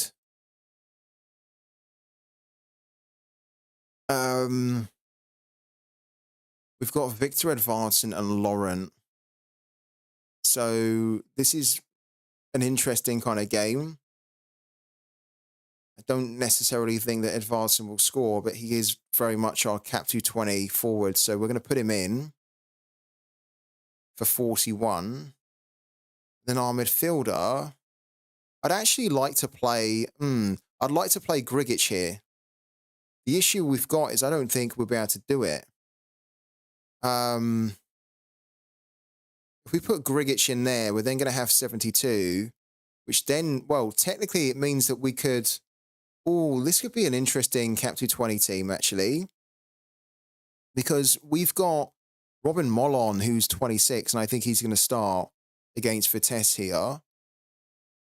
We don't want to play Kadri because he's injured. We don't really want to play Zapar. So we either need to play Grigic or we need to play Mollon or both of them. And we could play both of them. I didn't think about this before, because before we were doing Lauren and Victor Edvardsen, but what we could actually do is we could maybe do Molon, then that gives us 46 here, which then means that we can't afford to put Kosio in, but we've got Philip Heiser and we have Stefan Garteman.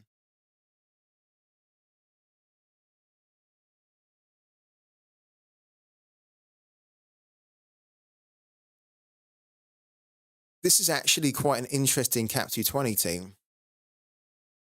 Let's have a quick look.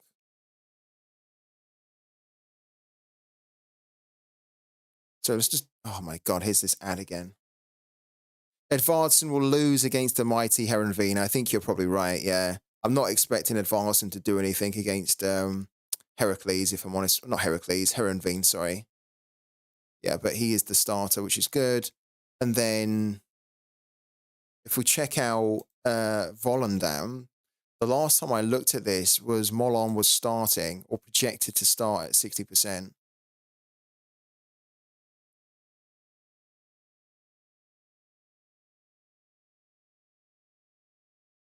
I've actually been waiting a long time to use Molon.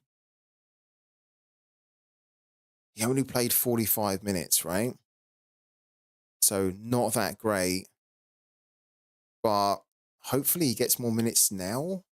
I feel like if we're almost forced to do it, because we either have to play Molon as the main midfielder, because we don't have another one. Like, we have Zaper, but he's probably not going to play. We have Kaju, who's injured. We have Salahi, who we're using Montero in Cap 240. So we either have to play Molon as the main midfielder and then like a different extra, maybe two defenders or two forwards, or we play Grigic and Molon, and then we just play one defender. So there's almost no way of getting around it. Because if we wanted to play Lauren does not have, he has an L15 of 35. But at the moment, we've got 46, which is only just enough to play a defender like Heiser. Or if we wanted to save ourselves 3, we could play Garteman, but then that only means that we have 29 for the extra slot. And then we don't actually have anyone realistically who's going to be 29. So yeah, this is actually the time where we need to be playing Molon, where he's projected to start and he has an L15 of 26 and he has huge amounts of bonus as well.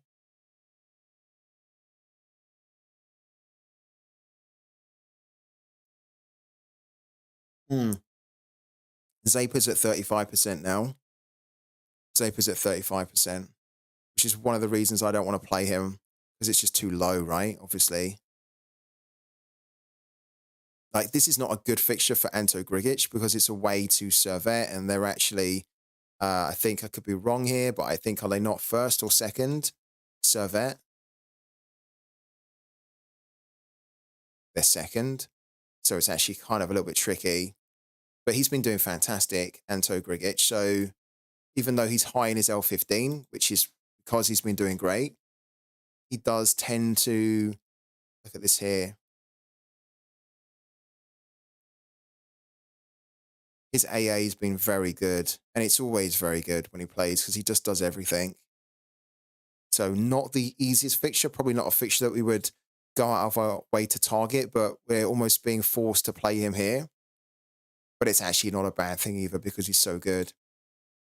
Funny enough, if for any of the OGs in the chat here, some of you guys might remember that my main threshold team and even my Challenger Europe team back in the day used to be Anto Grigic and Robin Molon. And these guys used to smash it for us when we used to play them together. So it's quite nice that we can play them again together, like 18 months, 2 years later, with the game being completely different as well. I think the question here is, what defender do we play? Garteman doesn't really have a good level of XP. Philip Heiser does. When is Philip Heiser's game, though? Is it tonight? Yeah, oh, it's tomorrow. Okay. So his game is a little bit difficult. Fortuna are good. At home, Karlsruhe have been better. They're in good form at home. They've only lost 2 all season. Away, though, Fortuna have only lost 3. They've also scored a hell of a lot of goals. They've scored 25 in 10. So they're quite free-flowing away. They've got a very good record against them head-to-head. They haven't lost against them in any of the past 9. Oh, I don't like that at all. And look, over 2.5 goals, both teams to score. Over 2.5 goals, both teams to score. We almost need to be avoiding picking a defender that's going to be involved in a goal fest, right? Especially when that goal fest is probably going to be, they concede 2, maybe even 3 goals. And I think they could potentially do that, Karlsruhe. They have not been that good defensively recently. We look at their last games, look. So the last game, they conceded 2. Before that, they conceded 2. Here, they conceded another 2. These are friendlies, so these don't really count. And then before that, they conceded 1 here, 3 here, 2 here, 2 here. Just defensively, they've not been solid enough. And it puts me off Philipp Heiser, because Philipp Heiser is a player that we're picking when he plays at home, and we think that he has not only a good fixture, like a good opponent, but he has a good chance to then get involved in an attack in return. Now, he can score well too without an attack in return, but if we're picking a player that is probably going to be receiving -8, right? Because you receive -4 points per goal conceded as a defender. If he's going to be getting -8 in his AA, we're then going to be asking a hell of a lot for Heiser to deliver some kind of an AA that can give him a score of 60, 70. And this is one of the reasons this season why Heiser has not been able to deliver a score in the 80-point range, because they've just been really poor defensively, Karlsruhe. And it means that he's not getting that 10-point clean sheet bonus to get him into the 80-point range. Look, you can see here, look. When was the last time they kept a clean sheet? Look. Here, when he didn't play back in October. But then before that, then it was there, another rare clean sheet. Not keeping enough clean sheets at all. All their games are going over 2.5. That's actually done it for me. Just seeing that there has made me realize that even though I love Heist and I do want to play him more, the lack of clean sheets and just the amount of goals that Karlsruhe are conceding is hurting his scoring. So I think what we'll do, we will pick Stefan Gartman here. He has much lower XP, so that is potentially going to hurt us a little bit. But he's also coming off the back of a couple of good scores here too. But he's starting to find good form anyway. He's got a home game against Hibs, which is not too bad. Also not great, but it's okay. So I think we do that.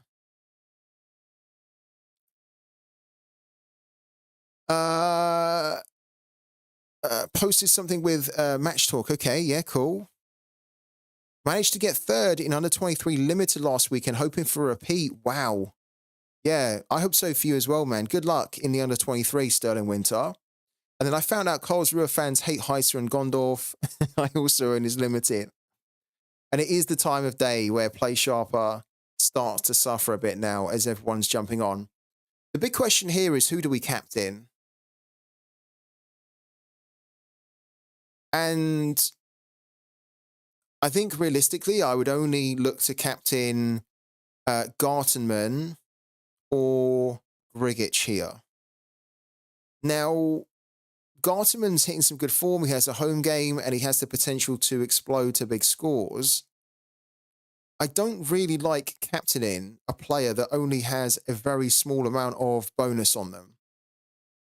Because then what you're doing is that you're then only getting, say, like 11.5% here additional. Whereas we've got Grigic here with 5.5%. So we can just squeeze out a lot more of a bonus from the captaincy. Obviously, then we need Grigic to perform well. And he has been performing fairly good. I'm edging towards Grigic here rather than Gartenmann. I don't think I would pick Molon at the moment because I think he's only just working his way back and trying to find that momentum again. So I don't think he's quite found his rhythm yet. And we wouldn't captain Edvardsen because Edvardsen doesn't really tend to score more than 60. Whereas Grigic has the potential to score 70, 80, 90, 100. So does Gartenman. I think I want to look at that in the lineup builder. I think I need to look at some more stats here to work it out. There's 50 minutes until the game week starts. Shit. Time is creeping up on us, isn't it? Okay. Suggest a lineup for Cap 220 Rare.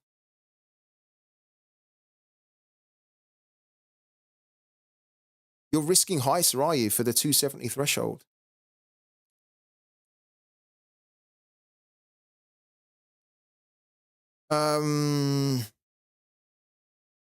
So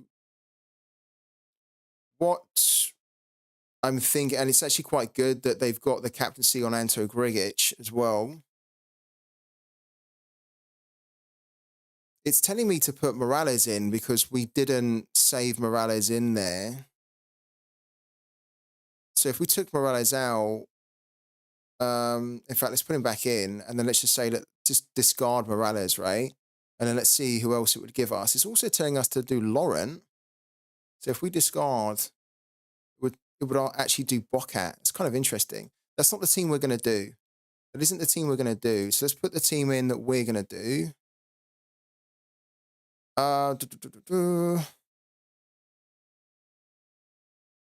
Yeah, so the point you make there, Silent Alarm, is kind of correct, but not correct.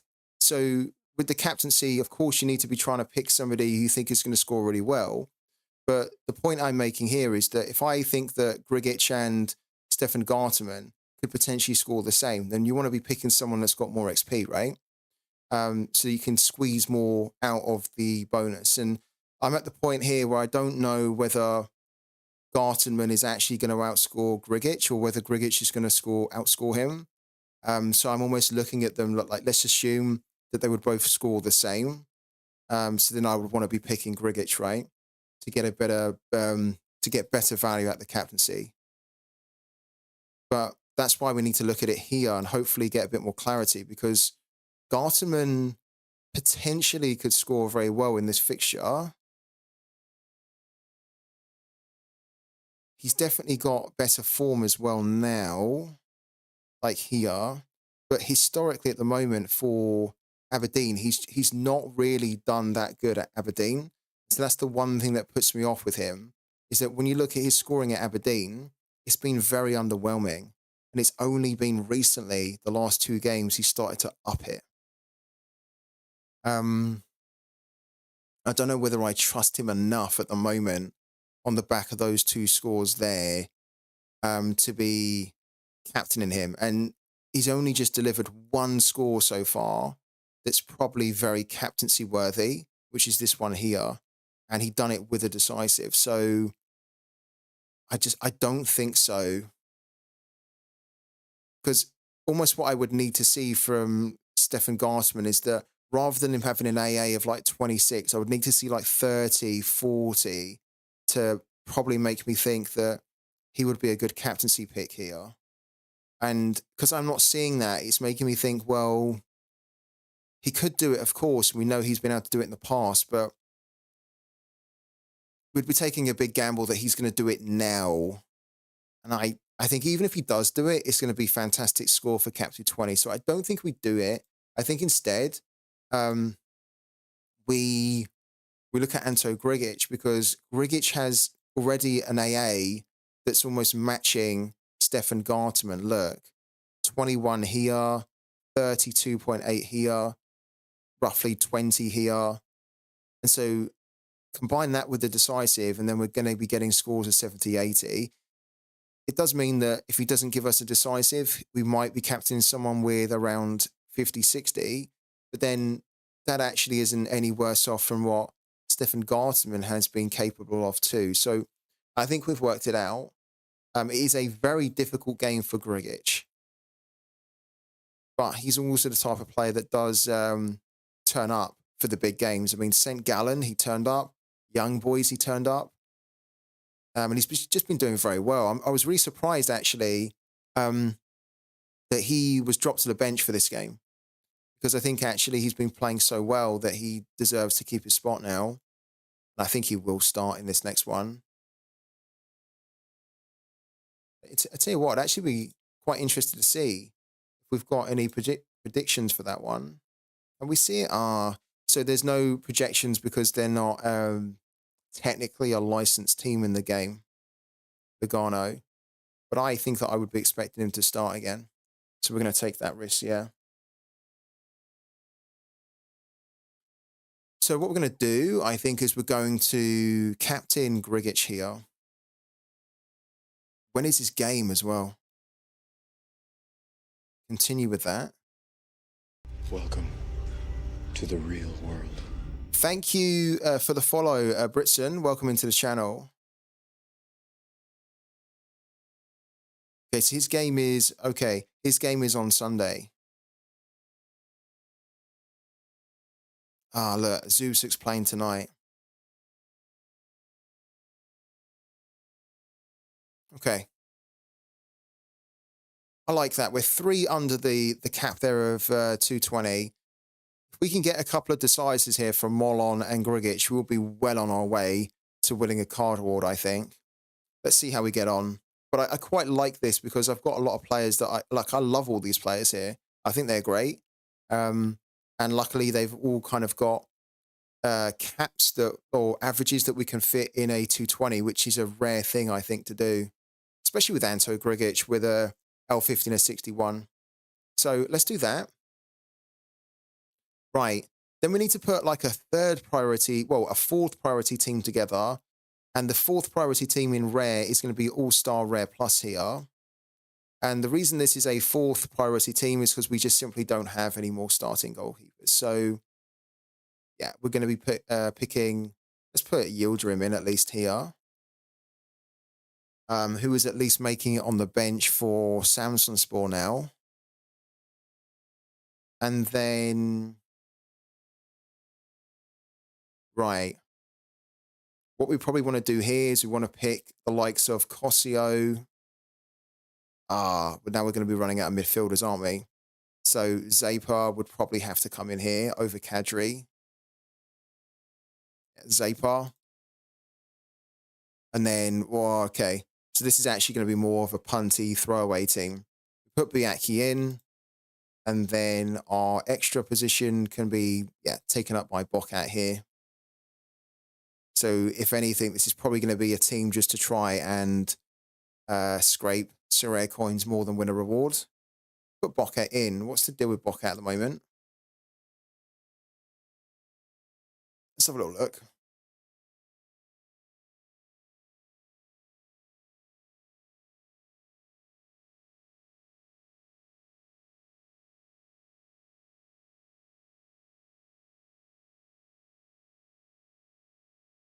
Okay. Yeah, so Bokat has stayed then. Okay. Because there were talks that he was on his way to move. I think it was to Trabzonspor, but then we kind of looked at it and it sounded like the deal had collapsed, but we were getting kind of like conflicting stories that it was on, that it wasn't on. But yeah, it looks like it's off. It's not happened at all. And to be fair, I mean, look, why would it have happened now? It's outside the transfer window anyway. Okay, let's put the captaincy on Cosio here. I don't want to do Bokat, but do we do Bokat? Let's do Bokat. This is a throwaway team anyway. Yeah, let's do Bokat there. Okay, and then we probably have one more throwaway team, which would be Cap 270 rare. If we can put a team out for that. And this is going to be like, just see how many rare coins we can get from it. Where's our other goalkeeper gone? This guy here. Here we go. And then defensively, we're going to put Heiser in here. Yeah, we don't really have another midfielder now. So we'll put Kadri in the rare instance that he does play. And then we've got Santelli and then probably Laurent that we can put in here.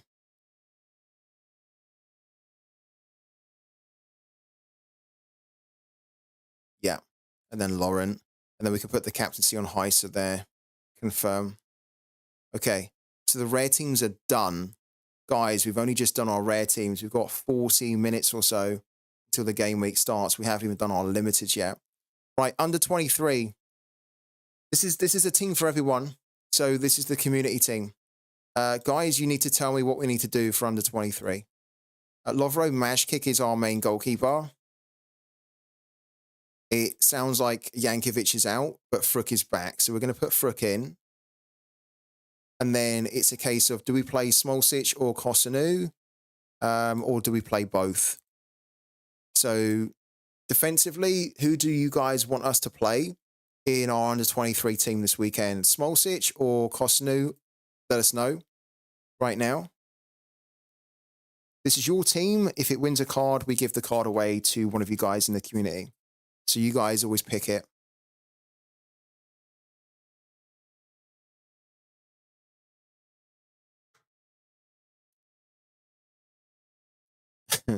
Time is of the essence as well, guys. So please let me know like now, because I still haven't done my lineup. So kind of don't have time to mess around here. So can you let me know now? What's everyone thinking for this one? Do you want Smolcic? Do you want Kosanu? Please let me know. Because we have to get a move on. we're on a deadline here.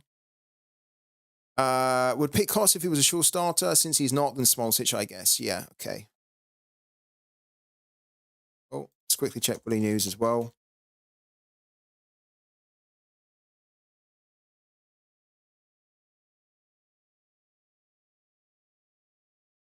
Yeah, so doesn't look like he's going to be in the starting lineup for him since he's returned from AFCON. So let's do Smolcic. Okay, so Smolcic goes in. So we've got this Rijeka kind of stack happening. Yankovic is out, but we've got Fruk in there. And then it makes it kind of easy now because now what we can do is play Corridor and then Christoph Lang, who are both starters. And we'll check them as well. Where's Christoph Lang? There we go. We'll check with Corridor and Christoph Lang. We'll just double check them. We know that they're starters, but we want to double check to make sure that there's nothing that we're missing here. We're going to be relying heavily on the experts on Play Sharper, that they haven't missed anything. Where's he gone?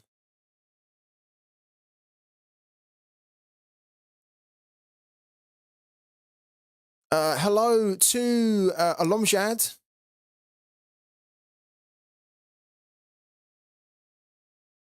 Yeah, so there's Lang.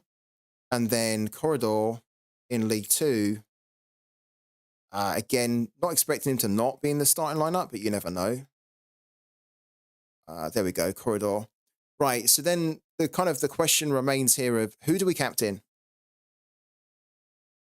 Who do we captain? Thank you also, Pirek, for checking for me as well, man. I appreciate that. Let's do a poll. Let's do a very quick poll here. I think this is the fair way to do it. So who do we captain for the under-23? Who is the community under-23 captain this game week? Capitan. Okay, and so we've got Majkick. We've got Smolcic. We've also got Fruk. And then we've got Corridor. And then we have Lang. I'm going to give you guys the option to have additional votes as well with your Free Tip Scout Fund coupons. And what we're also going to do, we're going to throw this into the under-23 lineup builder on Sorare data. So under-23 limited. Suggest a lineup. It's going to give us like probably Alfie Doughty in here.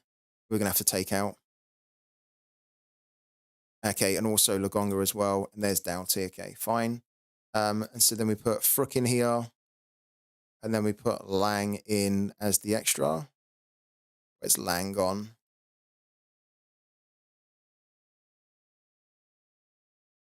There we go. All right.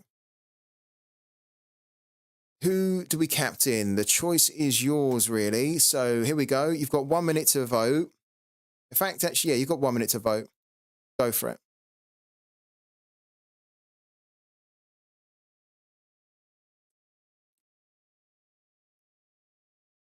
Your opinion on 340 points for Ferai, Dompe, Hoffman, Lamina, and Lipinski. Yeah, good. Well, 340? Ooh. I don't know, man. Like, you are relying on about 3 players there getting decisive, I think. You're relying basically on Ferai, Dompe, and Hoffman to get a decisive. I think if all 3 do get one, then I think you could hit 340 for sure.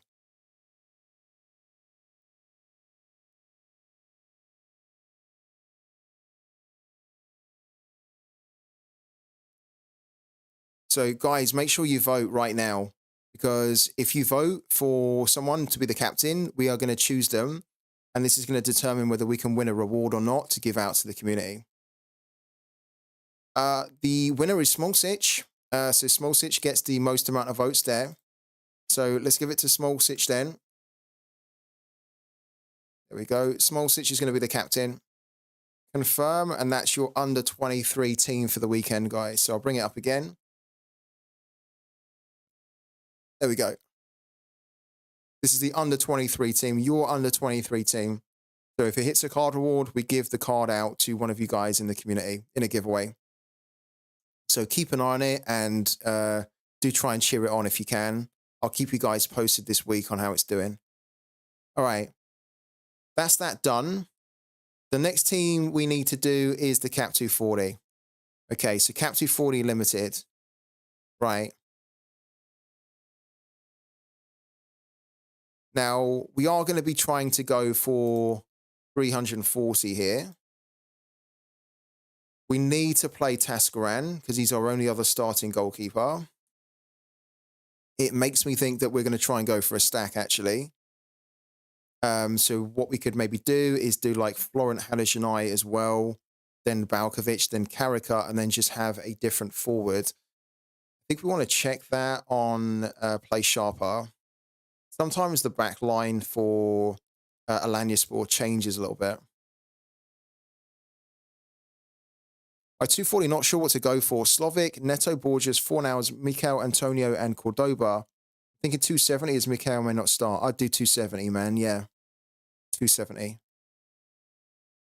We can't do Gills over Lang. He's not part of our under 23 team. Yeah, so Balkovic, Halijani, Karika. Is it 65%? Why?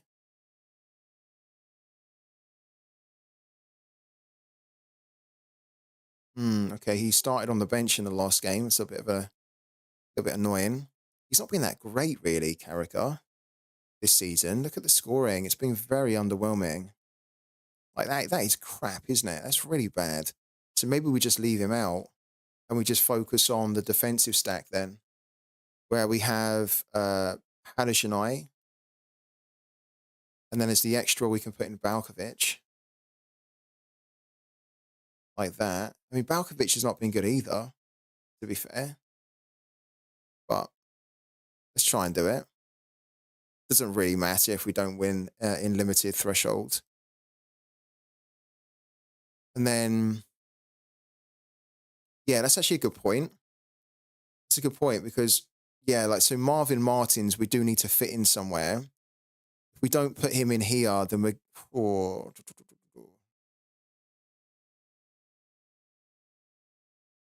it's a good point. Maybe because we need to play Marvin Martin somewhere. If we don't play him in here, we'd have to play him in Cap 220. Oh. And I don't know whether that's really going to work in Cap 220. Oh, let's do this for now. The panic is starting to set in because we are running out of time.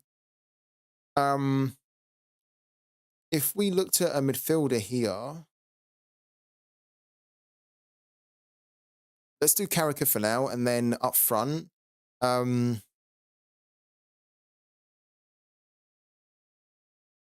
Up front, I would want to do Ibanez somewhere, but I don't think I want to do Ibanez in here.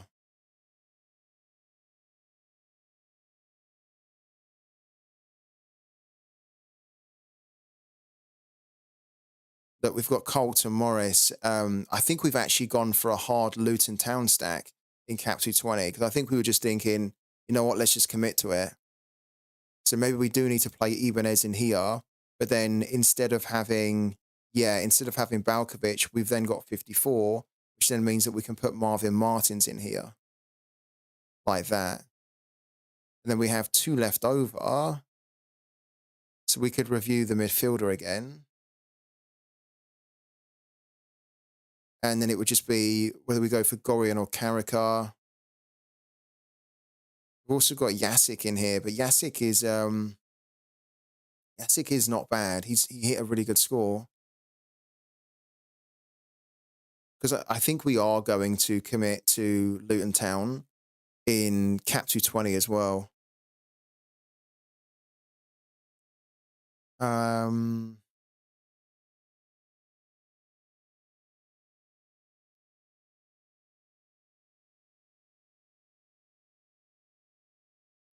Yeah, that's one of the things that I'm considering, whether we do Gorian over Karikar. The thing with Gorian is that his scoring has not actually been that much better than Karikar, if we're being honest about it. Like, his form recently has been really bad. I mean, look at that. So I don't actually think we're going to get necessarily, I don't think he's a better option, you know?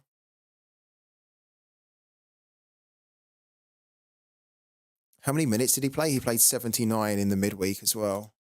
Okay.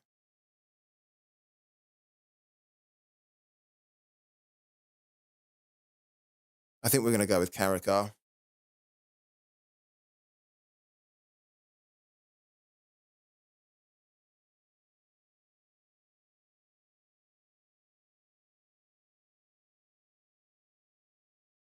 Shame we can't find more points because otherwise we'd then put Jamiro Montero in the midfield here. But we've almost just run out of points unless we took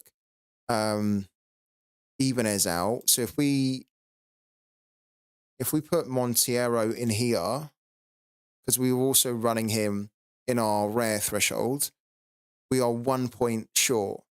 And I think we do want to have Marvin Martins in here because he's very good for threshold, right? So we would maybe need to take out Ibanez instead and find a different forward, which I think we can look at.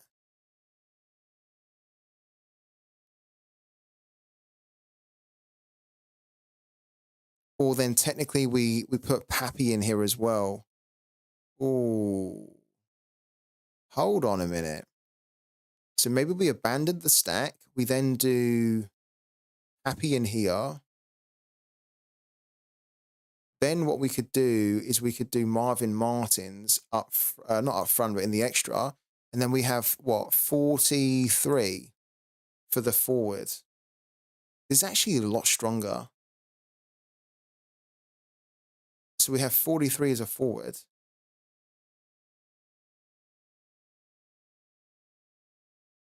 Okay, so technically we could play Colton Morris here, which I think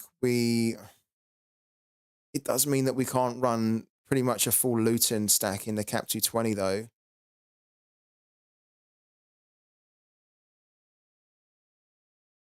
But then at the same time, it's, it's a Luton Town forward against Man United. I mean, how confident are we actually going to be?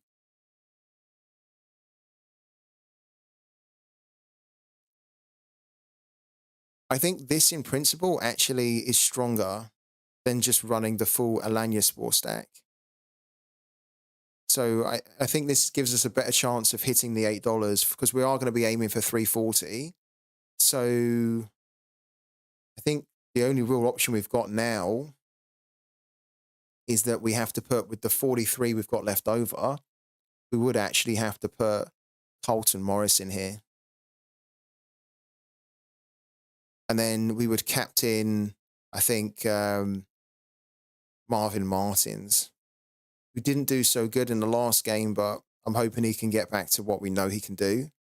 because he can hit like absolutely ridiculous scores.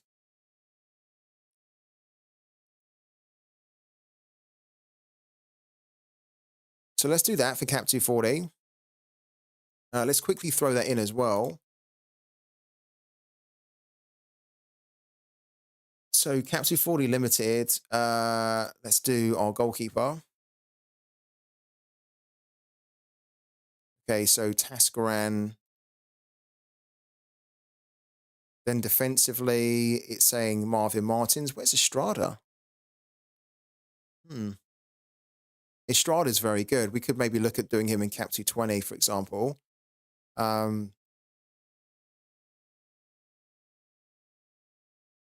because when he plays at home, we can do that.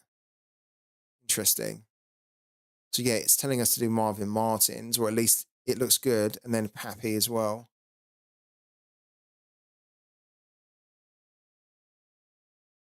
So if we put that in, Marvin Martins, and then we put, where's he gone? Jamiro Montero. And then up front, we would do Carlton Morris here. And then as the extra was going to be, was he gone? Yeah, Pappy, wasn't it? So if we put Pappy in, this team, oh my God, this team has an 8% chance, according to the last 5 data, the L5 data, it has an 8% chance to hit 340. Well, technically a 13% chance with the captaincy on Marvin Martins.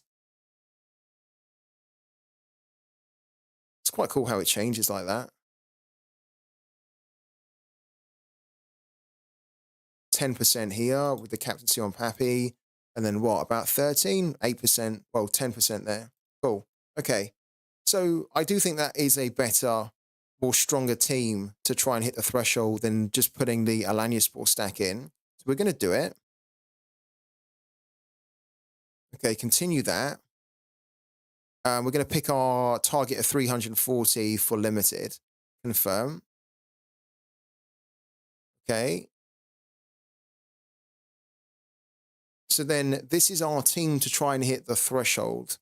Here, the 340 in Cap 240 limited. I don't mind it. I'd be very interested to see how that does now. Now what we need to do, we need to go back into Cap 220. Because Cap 220 is a little bit broken now. Okay, so you can see that we're running mainly almost like a Luton Town backup team, or the B team, because our main team for Luton is in the Premier League in season. We do need to check it. We need to see what Jordan's done. We tend to play the same team anyway, so I don't think it's really going to matter what we see here, but I always quite like to check it.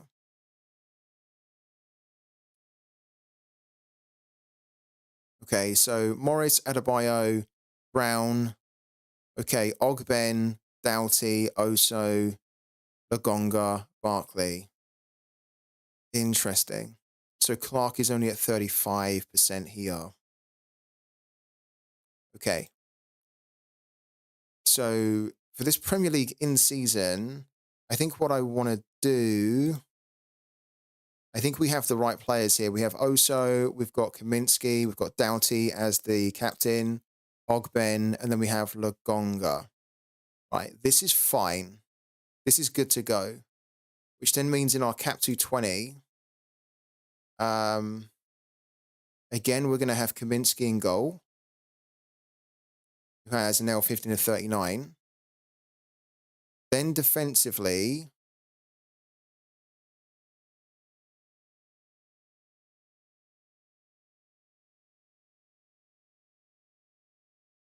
okay, what's happened with Reece Burke had a bit of a shocker, but we were going to put Amari Bell in here, weren't we? Yeah, so Amari Bell can come in here. Great.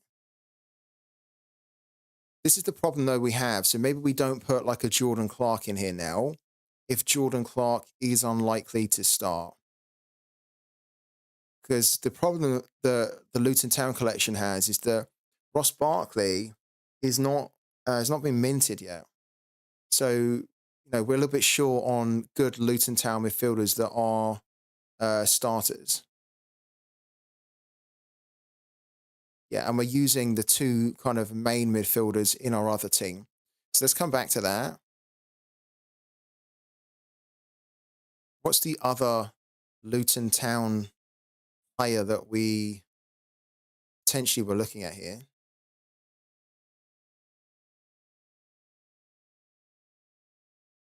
Okay, so we were doing Adebayo up front. And then this is the problem, Jordan Clark. I don't know whether we're actually going to do Adebayo up front. He's in pretty decent form and he's been playing well. We could maybe look at him as an extra. For now, let's get the midfield sorted. Okay, so Jankovic is injured. Maric is in a Challenger Europe, which is a complete throwaway. We might need to move him out.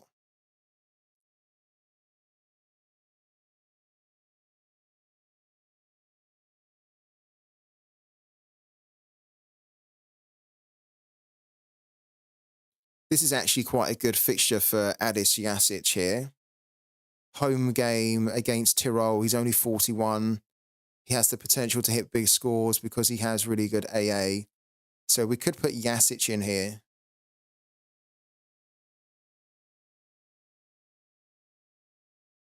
I think we're going to do it. I think we're going to look at Jasic. Let's have a quick look on the Austrian. There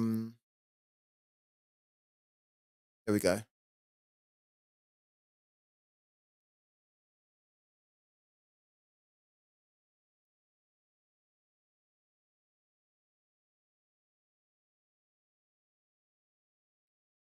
Okay. Yeah, so Jasic is there at 80%, and I like this guy a lot. I think he's very good. His level of scoring is great in Sorare. So I think if we put him in at 41, that is going to free up a lot of points, actually, which means that we could even go heavy hitting up front. Look, we then got 52.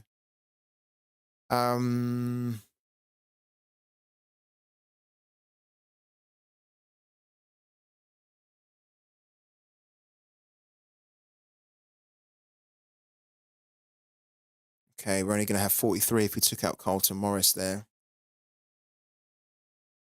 If we didn't do Adebayo, it seems a little bit weird to not do Adebayo, but if we wanted to be really brave here, we could maybe do Biaki, and then we would have 44, which technically means that we could do Adebayo. Because Adebayo is 44, right? Now, this is risky because, yeah, he's exactly 44. This is risky because there's actually no guarantee that Biaki's going to play. He's at 60%. He might not actually start. I might be willing to take the risk, though. We don't have to. We don't have to at all. And we don't even necessarily need to... We don't even necessarily need to play Adebayo. But I might do it just because Biaki is perfect for Cap 220. We've also got Ibanez as well, who's very good. So we could put Ibanez in if we wanted to. So we could kind of do like a Ibanez there, and then we would have 49.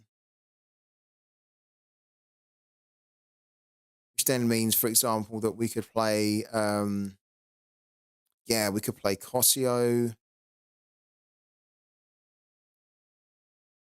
That might be the better thing to do.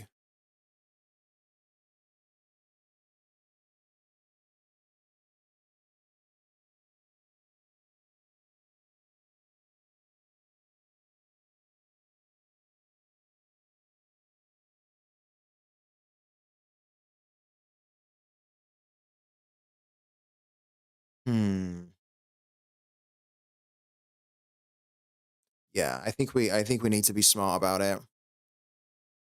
So Ibanez should start. He didn't start on the midweek, but he tends to start now for the league game. So Ibanez should be fine. We can actually just quickly look at that too to confirm our thoughts on it.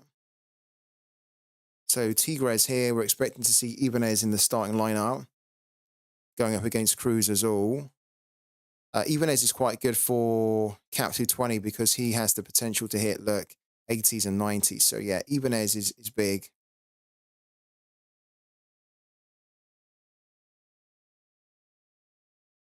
Those ads are really annoying, aren't they? Yeah, they're really annoying. Gotta be honest. I mean, I get it. They want people to be so annoyed that they then decide to pay. But what that actually does for me is when those ads are so annoying, it turns me off by even giving money to the platform. I might have considered doing it because I think the platform's really good, but the ads are so aggressive that it actually just makes you think, no, I'm not going to give you money. Just deal with it. I don't want to be bullied into doing it, you know? Oh shit. Oh my God, we just closed the tab down that we needed. I mean, I have an ad blocker. So I was kind of hoping that the ad blocker would stop that. What I might need to do in my ad blocker is I might need to add Play Sharper now to the site, to the ad block, so that then see if it will prevent that from coming up. That's probably what I need to do this weekend. Let's go out of this here. Let's go back into Cap 220. Time is definitely against us, but we are nearly done, I think. Go back into here. So we were saying that we're going to take out him. We're probably going to take out Adebayo. We're going to put Jasic in like that. Then we're going to put Ibanez in like that. And then we have 49, which makes me think actually that we could play Gorian. And Gorian's not really been that good. But it gives us then a bit of an attacking stack, right?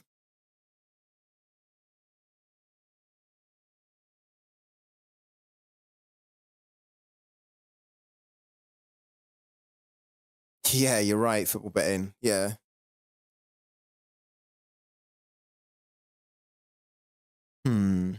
Or we play Cosio. But I think, you know what?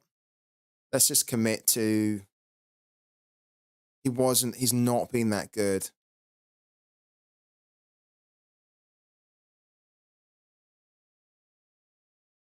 I don't know if I can do it. I don't know if I can put Gorian in knowing that he's not been that good just to give us a stack. I can't do it. But I want to play Cosio in here. And we have the points just to be able to do it. So we're going to put Cosio in at 48. And then this is a difficult one. Who do we captain?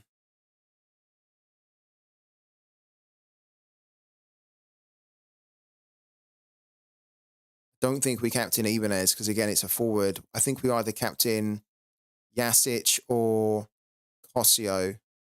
And I think that I want to do I think I actually want to do Jasic here because Jasic is AA has been really good. So Adis Jasic, right?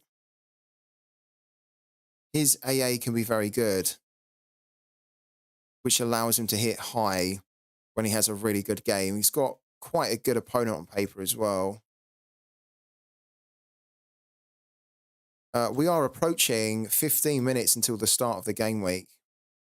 Is there a bug about what?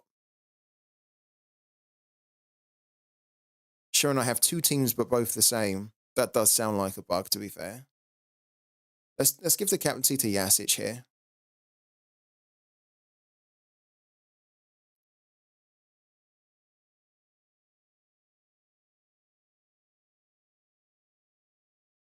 It doesn't feel like a Friday, no. Right, Cap 220.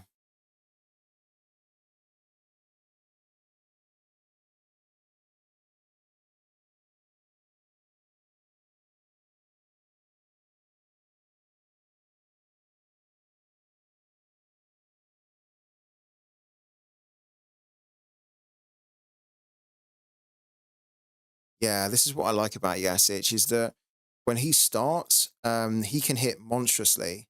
And he doesn't often need as well decisives to always hit really high. Yeah, I think that's a good call to have him as the captain in this one.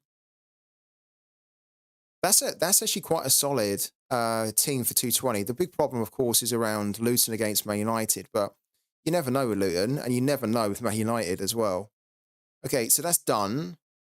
Then our third priority team needs to be All-Star, where we don't actually have another starting goalkeeper. So we need to almost just put in the leftovers here. So we can put Estrada in there. And then as the midfielder, we could probably then do Gorian or Garza. In fact, I think I want to do Jesus Garza. I like Garza more at the moment. So Garza can go in. And then, yeah, now we've kind of got the forward dilemma. So, of course, this is a little bit of a punty throwaway team. What we could actually do is we could put Biaki in here. And then we could probably play Adebayo in here as well. We've got Elman, who we could put in too, but in fact, we probably should put Elman in here.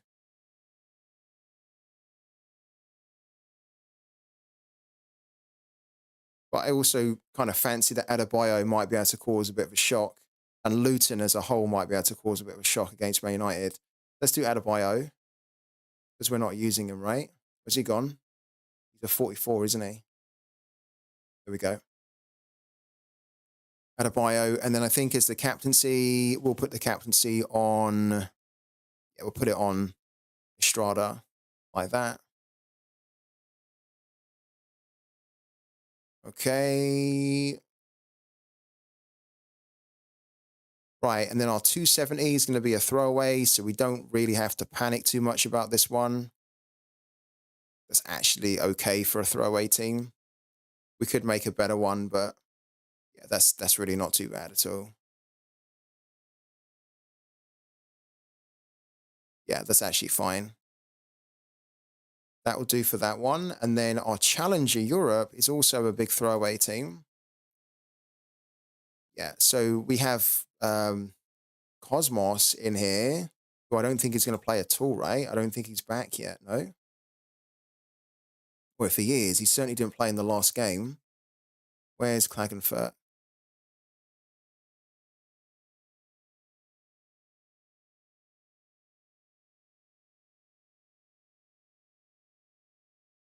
Yeah, look, he's still...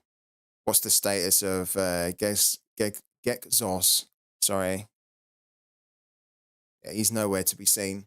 So let's make that change where he comes out. So there's Benji as well, I think. Armored Goose can probably come out as well.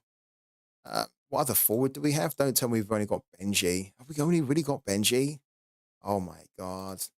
So this is a real throwaway team. Look at this here. Oh dear, that's terrible. We can at least put Florent in here.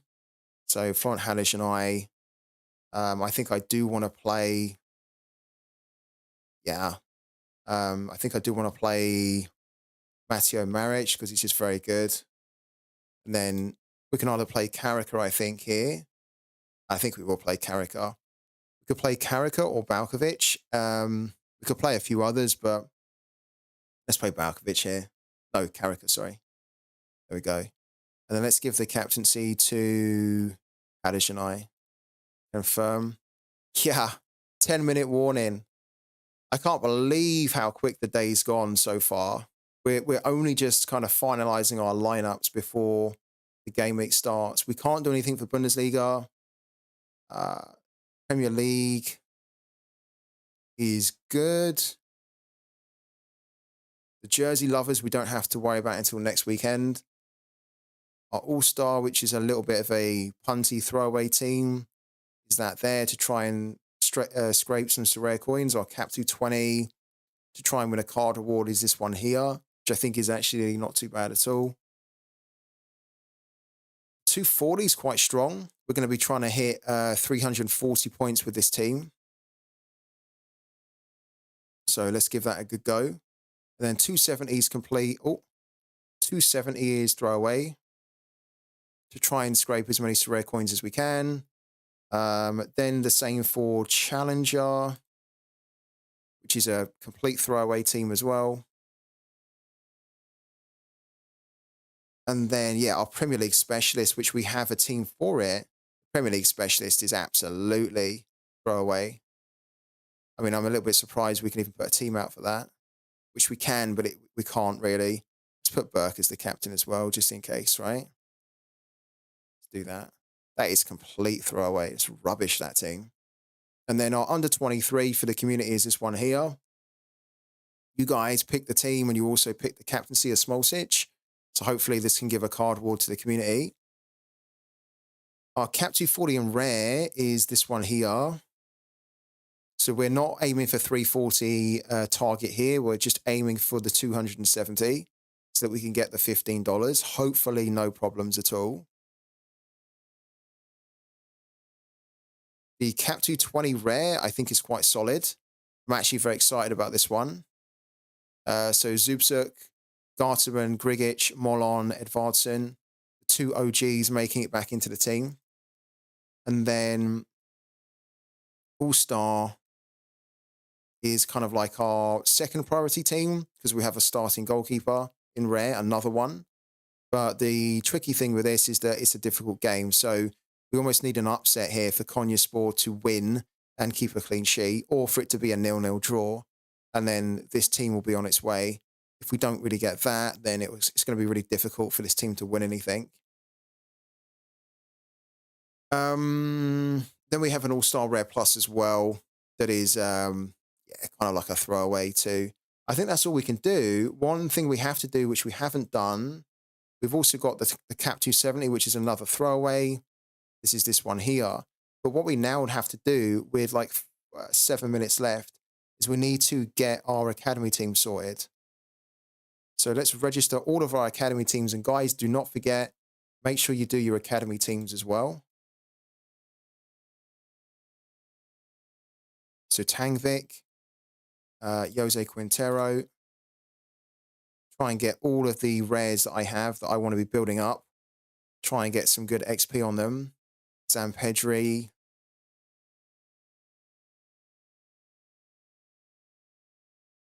Let's do Maxi as well.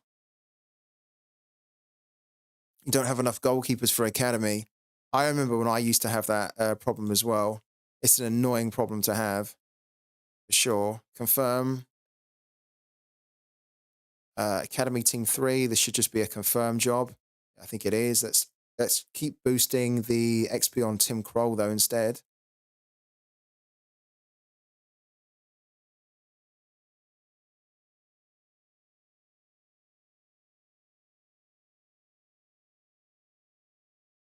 Yeah, that's good.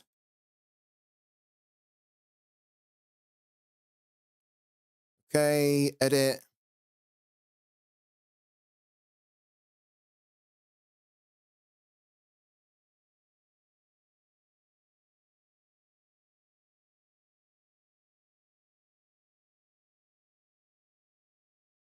That's probably okay.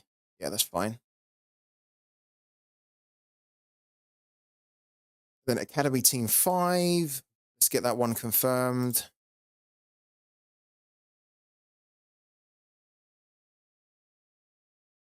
I think that's fine too. Wow, just in the nick of time, right? Just in the nick of time, I think. With about 5 minutes to spare.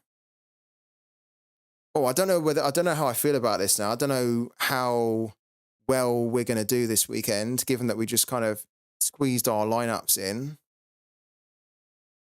Just double check it that we haven't missed anything. I'm pretty sure we haven't, but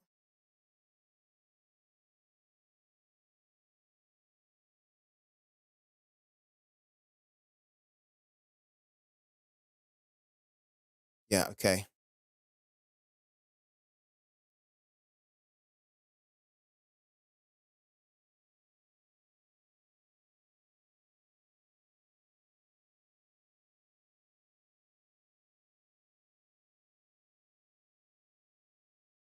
Yeah, we can't do anything for the Bundesliga specialist as well. Okay. Wow. I think we've done it. I think we've done it. I have a rule for the last hour not to change up my teams as so many times it's bit me in the behind. Yeah. It's a good habit to get into because there can be the danger that you can just keep tinkering and keep messing about. And often the last minute changes you make are the ones that do screw you because you're making the decision on emotion and impulse, right? Rather than like proper decision, like proper rational thought. It's kind of almost like an outburst kind of decision, like a reaction. It was a bit of a photo finish, wasn't it?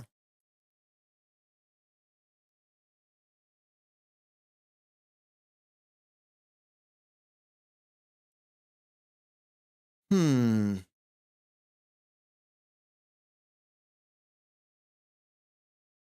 I'm interested to see how the Luton Town boys do against Man United. We weren't able to get the score that we were hoping for from them against Sheffield United last week, but you never know. Luton against the big teams, they really they work a lot harder. So wouldn't it be amazing if a Luton Town stack ended up winning the Premier League in season against Man United? That'd be in dreamland if that could happen. Imagine if this team won $2,000. This is what makes these in-season competitions so great and so exciting because you can dream big. I mean, $2,000 from a team here, which technically would have cost me about 20, £30, if that. Because Kaminsky was about £10. I think Doughty was about 5 or 6 or something. I think the whole team was roughly around £20. That would be insane, wouldn't it? That a £20 team could potentially win $2,000. Wow. Amazing. So the new game week is just about to start. We were very lucky that we were able to get all of our teams in just in the nick of time. What we're going to do now is we're going to take a very quick break for about 5 minutes, guys. And then when we come back, we're going to start lineup building for the new game week in Sorare, which is going to be game week 452, the midweek. And we're also going to be double checking our pooky predictions and doing some free tit scout fund coupons. So back in 5, guys. Don't go anywhere. Stay connected.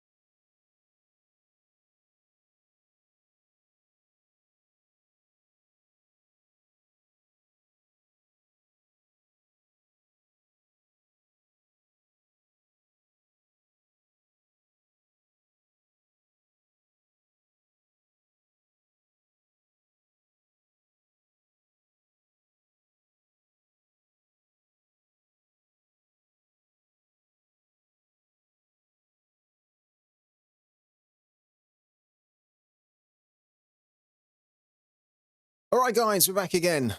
Who is already regretting their decisions from the game from the game week? I'm not at the moment, but I have a feeling that because we rushed towards the end our lineups and we didn't really, you know, rarely, because often we will kind of spend a lot of time going back through our lineups. We didn't do that this time, so I have a feeling that we could regret our decisions. We're gonna have to find out though. For now, it's the new game week in Sorare.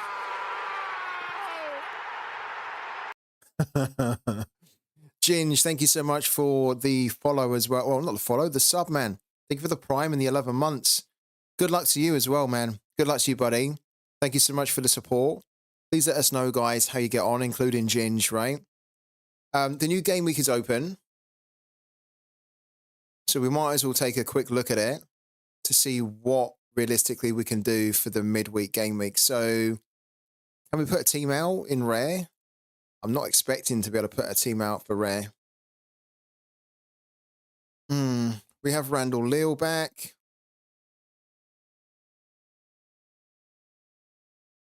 No. We've got 2 players that we can put out in rare. And I'm definitely not going to go out and buy more. So rare is a no-no, unfortunately. It's a shame. What can we do in Cap 240 limited? Forget this is game week 452. Okay, do we have anything realistically? Okay, so we've got the Luton boys who are back in action, which I'm guessing means that we can do the Premier League in season special, right?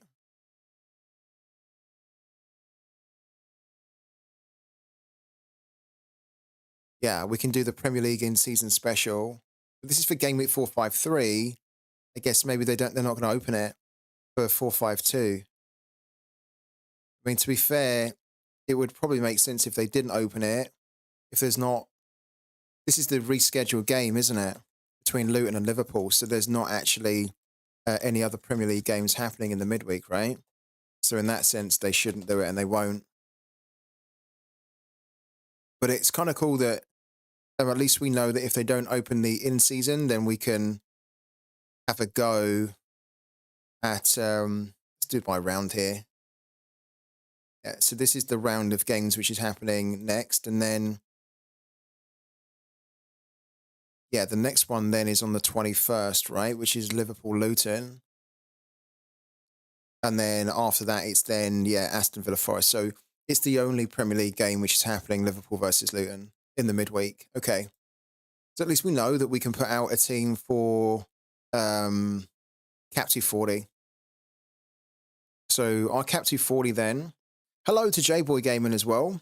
And Betty says hi too. Hello to Betty as well. Hello to both of you guys. I hope you had a really nice Valentine's Day, guys. Pangelino, thank you so much for the sub as well, man. Incredible support there, 15 months. How you doing, Pangelino? How's it all going, man? How you've been getting on Sorare?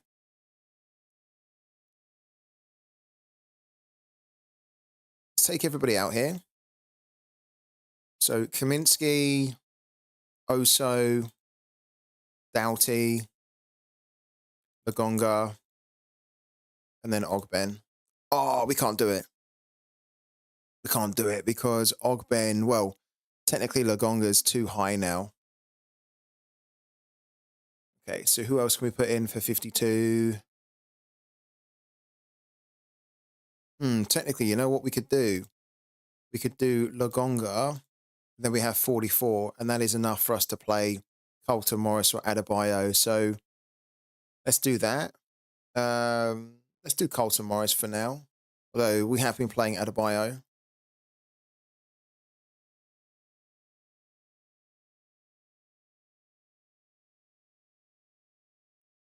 Is the Man City versus Brentford on in the midweek as well? I didn't see it.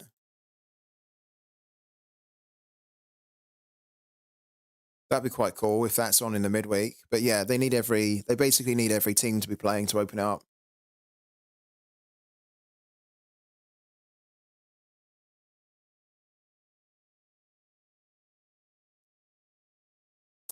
Okay, so we would do something like that.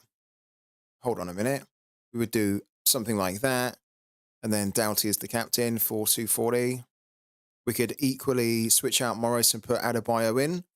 Let's see how both of the two do on the weekend, first of all. 340, always unlimited.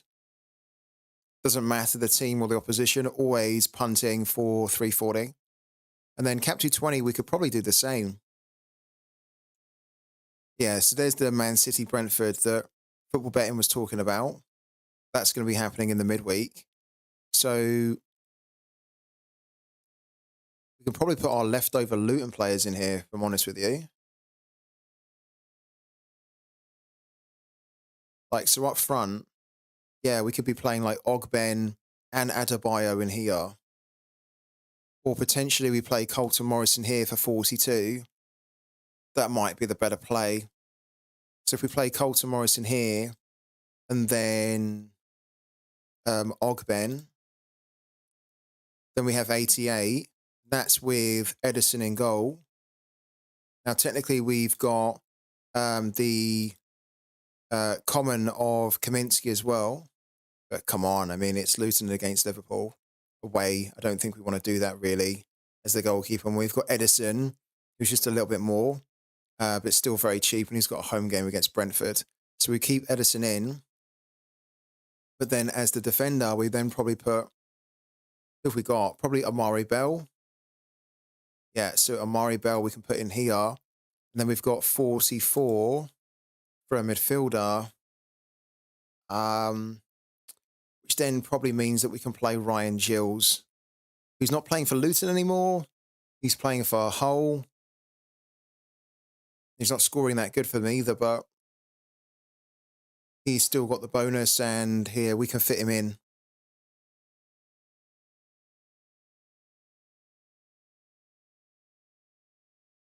So yeah, we could then do that.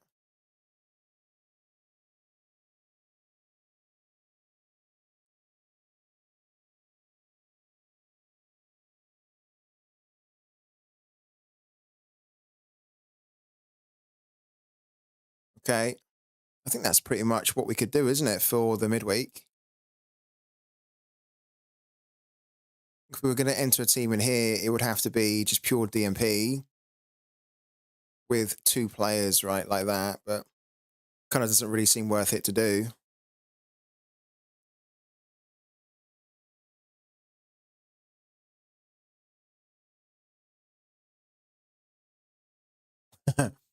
Yeah, we won't be able to do that with the update, will we?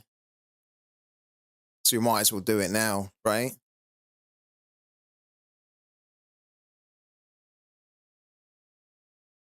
I wouldn't mind having a different midfielder here, but instead of Ryan, but we just don't have one, do we?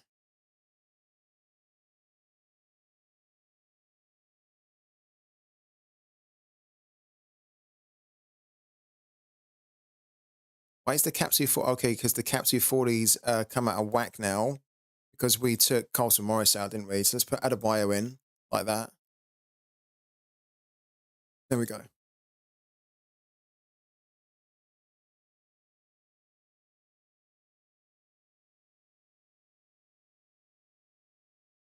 Okay.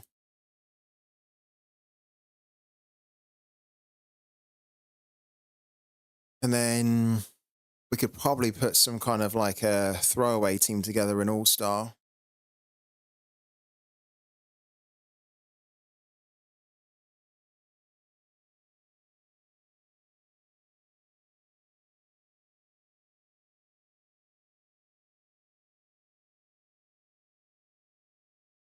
Oh, this is so throwaway. Yeah, this is so throwaway.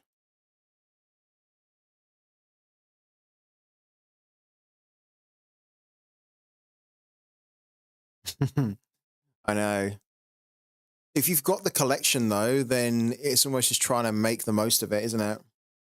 And we don't have any other players anyway, so we kind of have to do it. We don't have to do it, but we might as well. Do you think it would be worth it to buy an in-season limited team now? No, absolutely not.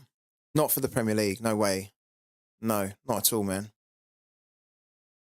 I think it would be not a smart thing to do. No.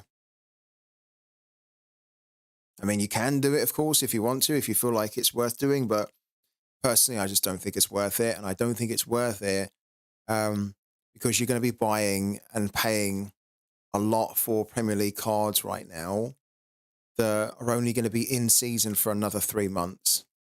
So this is why it's kind of smart from Sorare, because they can just squeeze out more money from cards which are going to be classics in 6 months' time.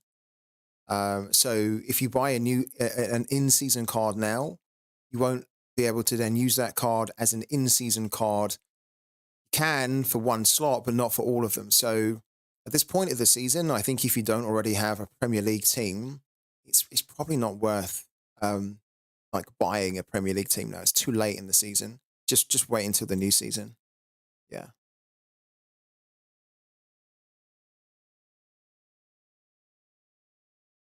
Yeah, I think it will be a long night. Yeah, definitely. I think it's going to be horrible. It's not going to be any type of good score for Luton. Yeah. But we lose nothing by doing it, do we? So we might as well do it. All right. So to Pooky for a little bit. I need to check my predictions for the German league. Funny enough, just to kind of give you guys an update on the Argentinian league, where we done all 1-1. You can see here, we done all 1-1. We got 2 exact scores, and we ended up finishing. We got 5.12 Matic at the moment, which is projected to come our way.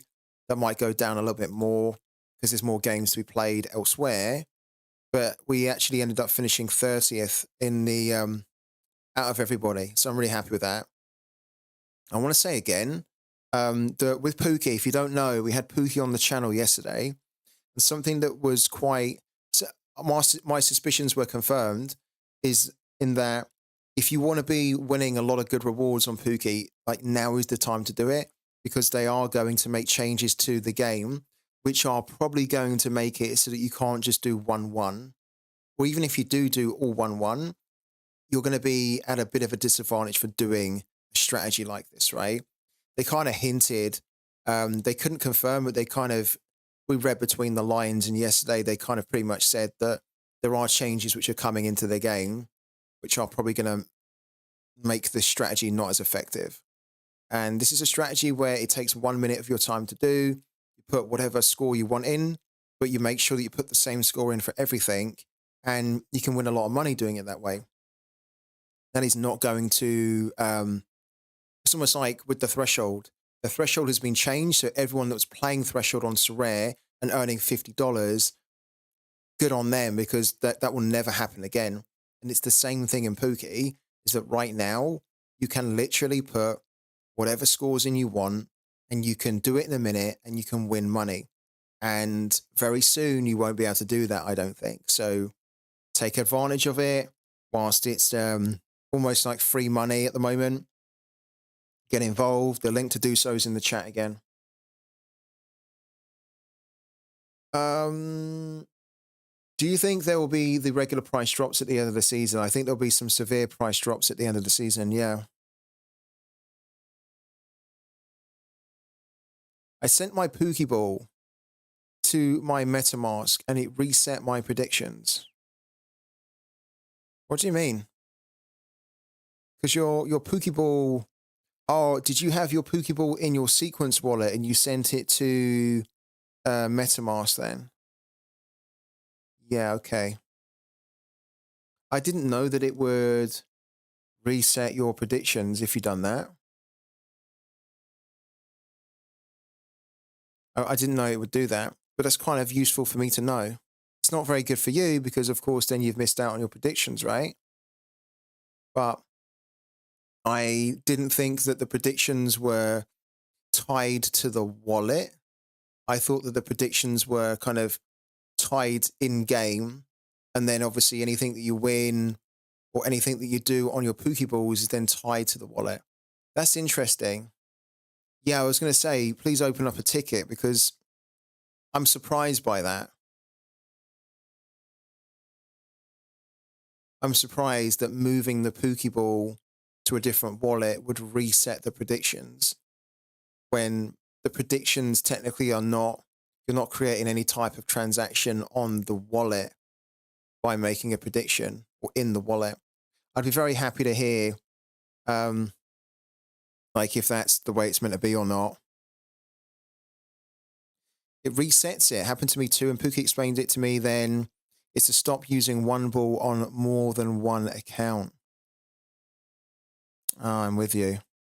Okay. Yeah. Now that we've heard that, that does actually make sense. It's to almost stop multi-accounting. But I didn't know that.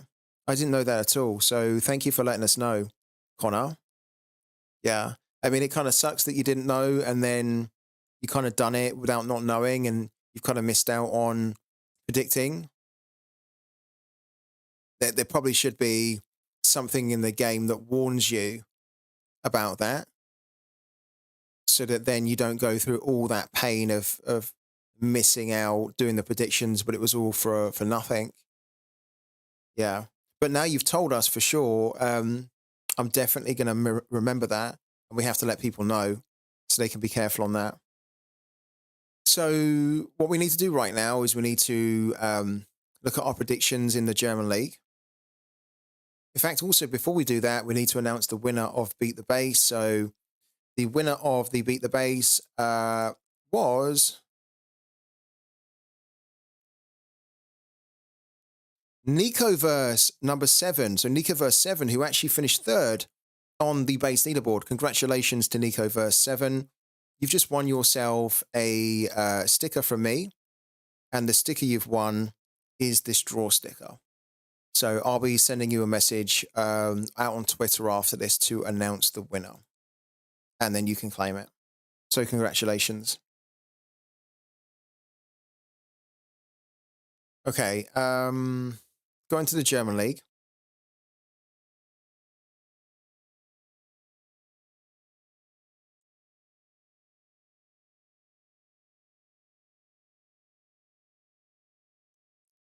Okay. Nothing that we need to update in the German League so far. This one's gone up by 2, but we're not going to update it for 2 extra points here. That one's gone down. That one's gone down. It's gone down. That's gone down too. Okay. So maybe what we need to do is pay 10 of this energy forward into the next game week. The USA League is back, and I actually love predicting in the USA League, so I think that we might start predicting in that one again. I'd like to be predicting in the Argentinian, the USA League, and the German League, all in one week. So, oh God, the USA League has 15.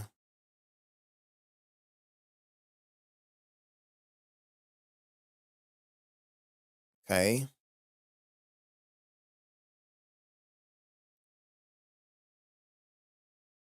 Ah, this one starts tomorrow. Okay. Yeah, so this is a no-go. So this Argentinian league is a no-go. But this Argentinian league is probably a go. But we can't predict in it yet. Okay. So then what we can probably do is pay the energy forward for the German league.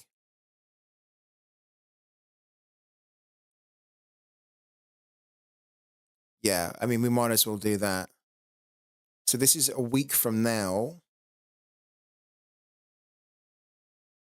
I mean, it's only 10, but that could be the difference between us being able to complete the German league or not. So we'll pay this one forward. What are we going to do here? Leverkusen versus Mainz.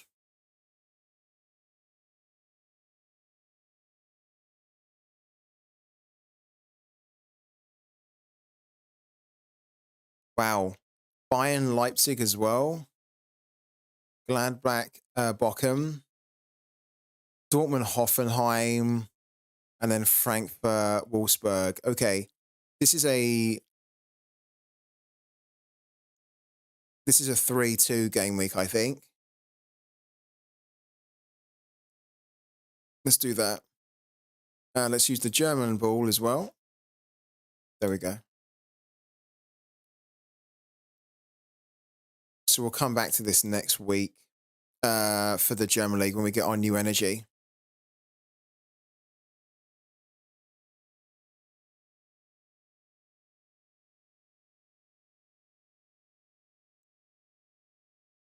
How's everybody else getting on Pooky, and what are your plans on Pooky this weekend?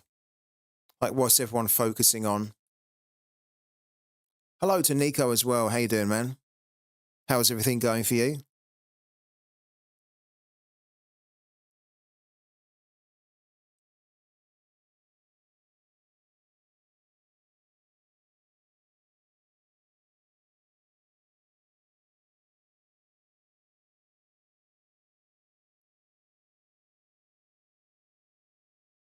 Wow, it's very light where I am. The exposure's all over the place, isn't it? It's very bright.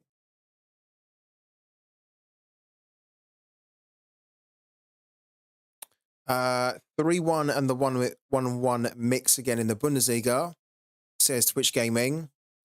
And the dice did not work, says Arthur. Bundesliga and the Prem is the focus for FBL Thinker this weekend. So good luck to you guys in Pookie. And then, Nico, I played Euro and Champions League and going to play German and England. Lovely, man. How did you get on? Well, hold on. How did you get on in the Champions League?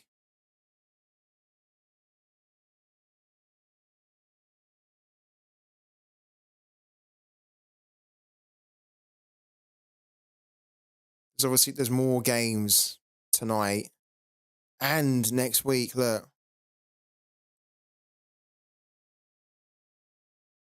Actually, this is not tonight. This is next Tuesday, and then this is next Wednesday. Wow. This is kind of like it's a little bit annoying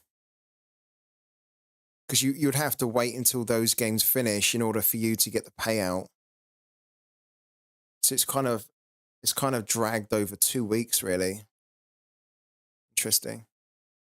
Yeah, it's a little bit annoying.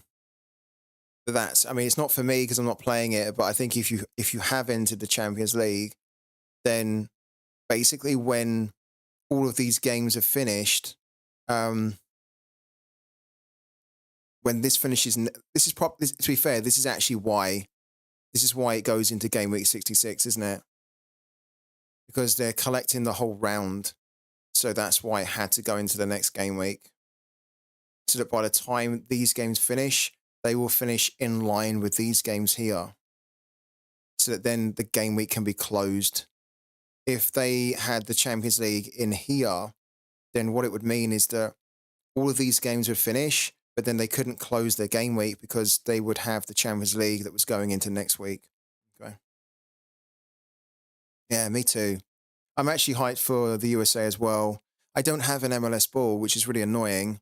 I wish I had an MLS ball, but we use this ball almost like our MLS ball, where we have at least a MLS team on here, and we've got the home and over 2.5 boosted quite nicely. I think if I could do this ball again, as in like if I could re-roll it, I would probably remove the score and I would just like go hard on home and over 2.5. It might be something I do, but it's obviously quite expensive to re-roll. That's about £15 to re-roll. I don't think I want to do that.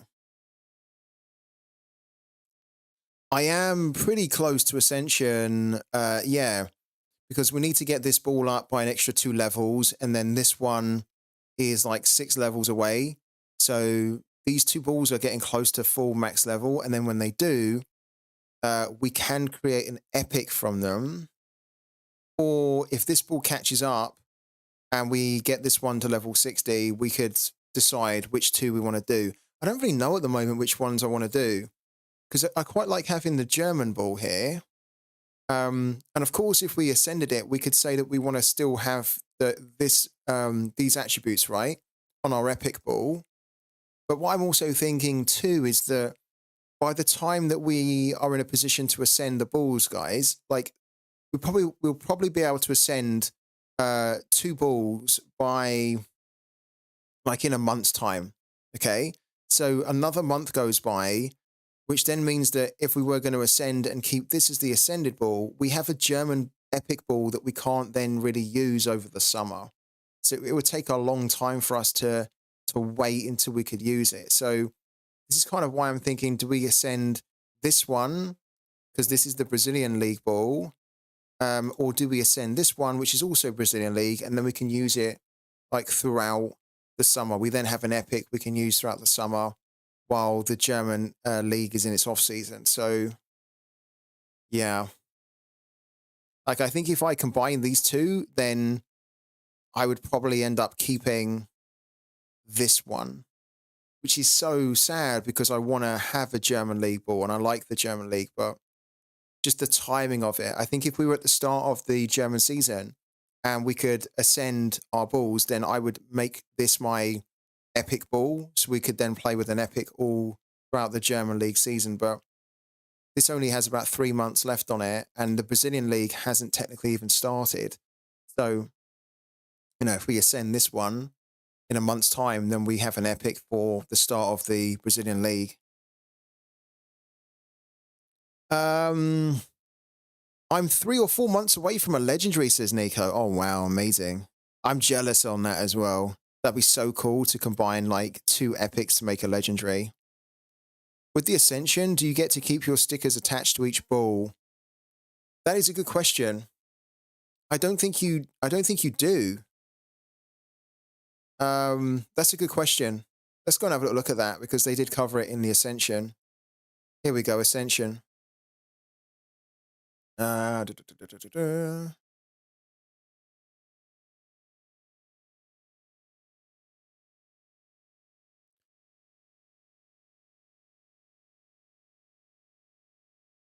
Is it not covered here?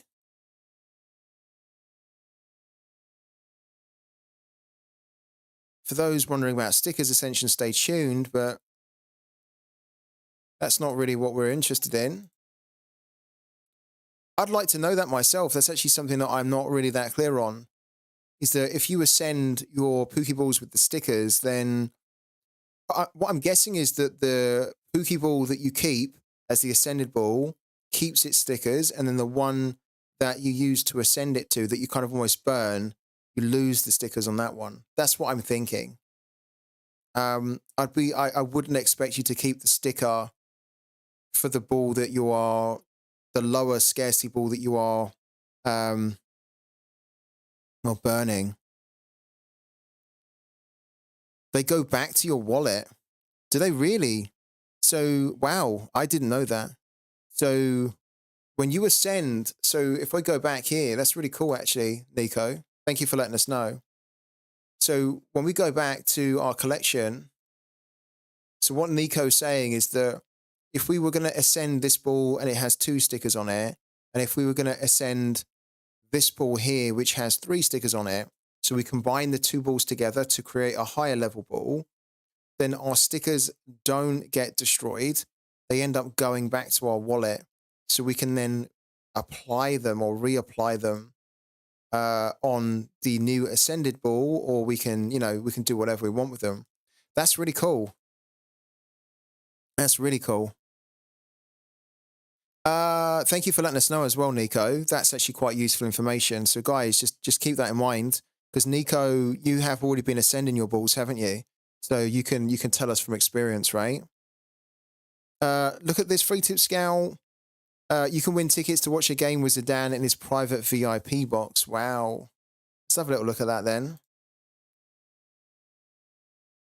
Let's go and have a little gander.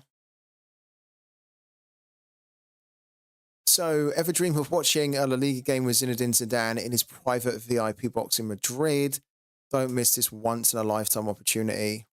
Challenge a new friend on Sorare Rivals between February the 16th and February the 25th, and you'll receive 1 ticket to enter the raffle. So, that's a really fantastic opportunity that Sorare are offering.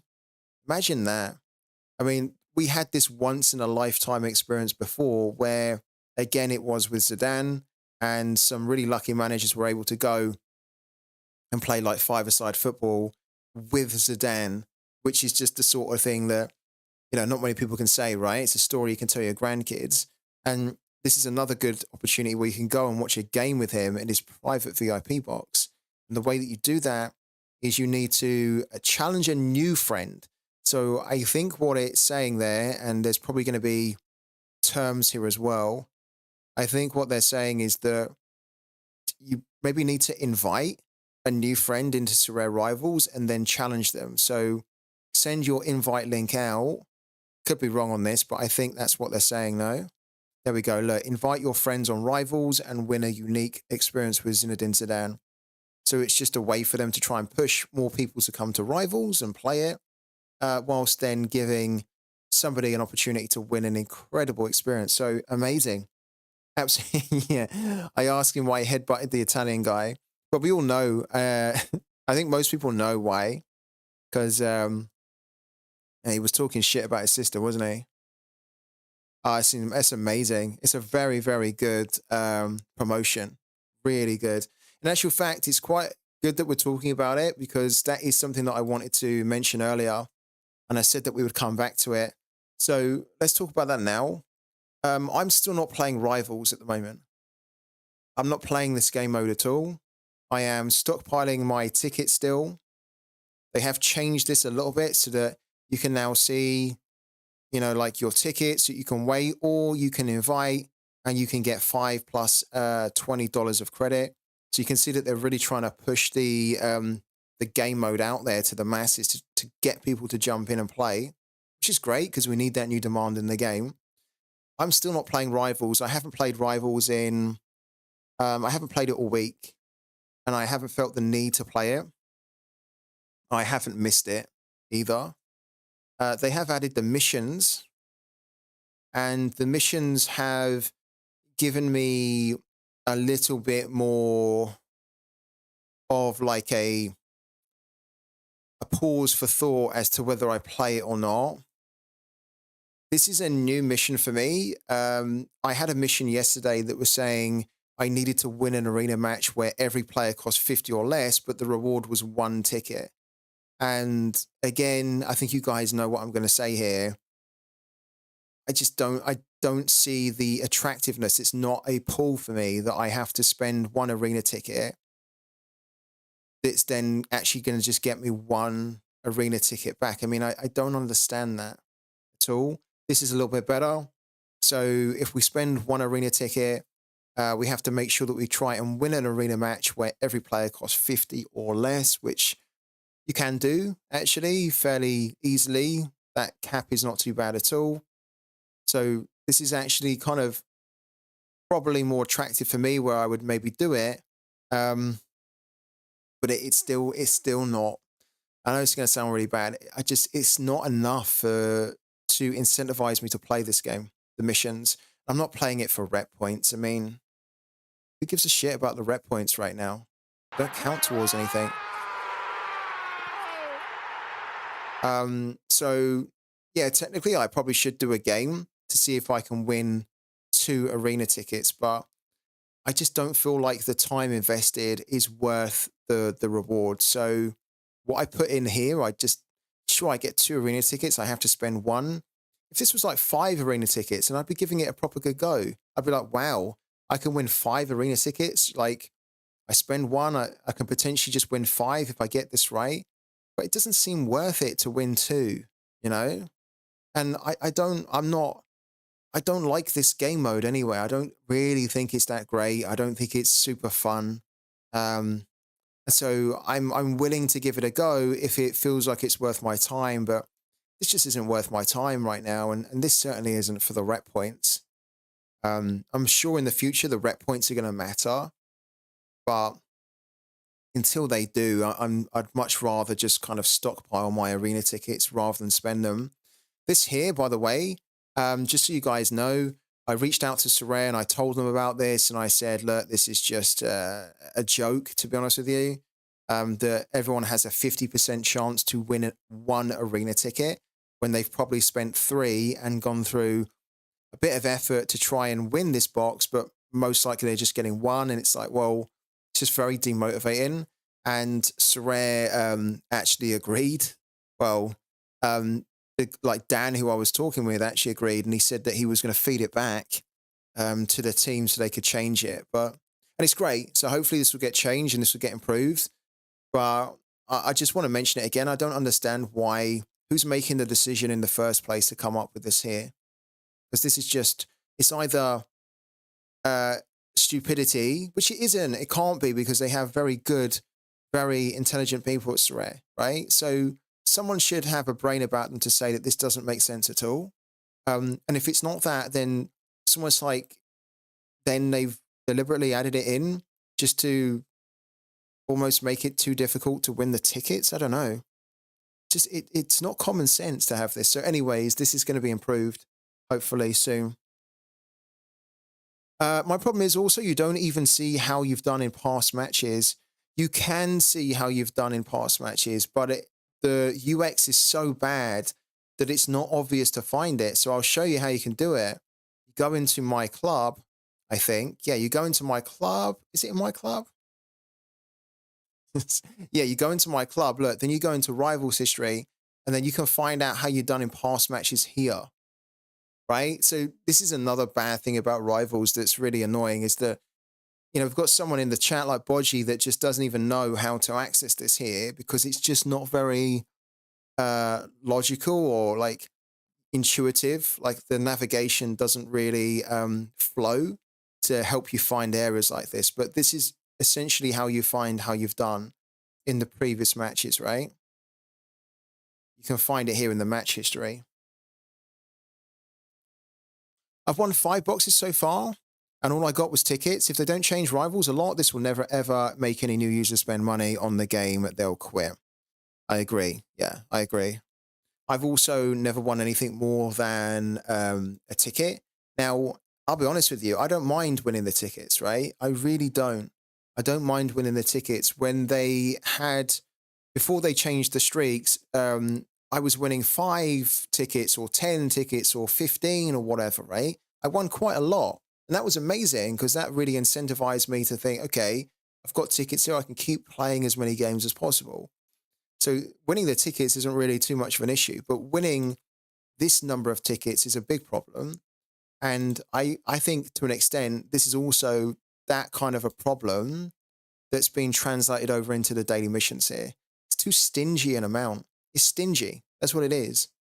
Maybe the minimum here needs to be 3, you know, rather than 2. I think some people will be playing it, right? And they'll be playing it and they won't mind. That's fine. But I think there'll also be a big number of users that just won't really care about winning 2. They're going to have to spend 1 minimum to try and get this done. And if they don't get it done the first time, they win another one. They spend another 1. Then they get it done the second time. They win 2. So they've basically got back what they just spent. They're no better off. And then, of course, they get the 2 for free anyway. Do you know what I mean? Like, so the amount that you have to win or you can win should be, in my opinion, attractive enough that you want to be doing the daily missions and you want to be spending these, right? Because spending these will hopefully result in a bit more.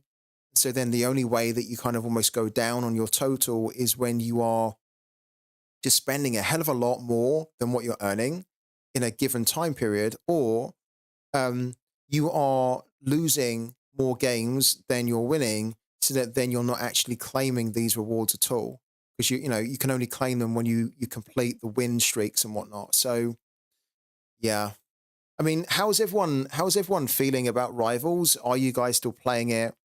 If you are playing it, you know, are you enjoying it? Are you winning good stuff from Rivals as well?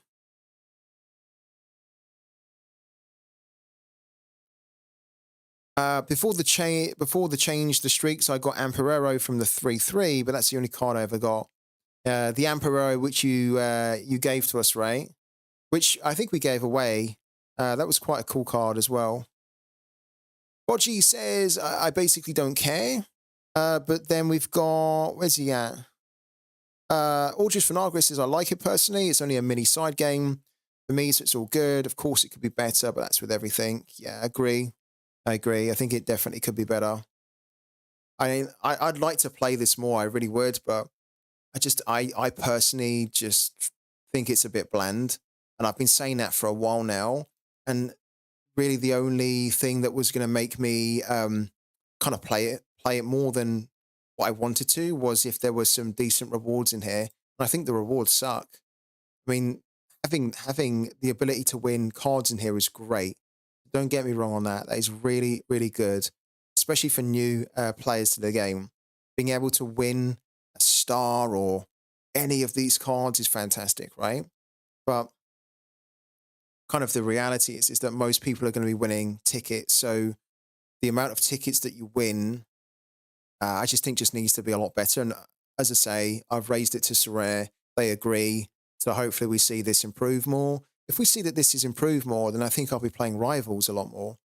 I'm just not going to waste my time to potentially win one arena ticket when I spent 3. I don't even really like this game. I don't really think it's that super fun for me personally. Yeah, well, like we have games that we could do, so we could enter them.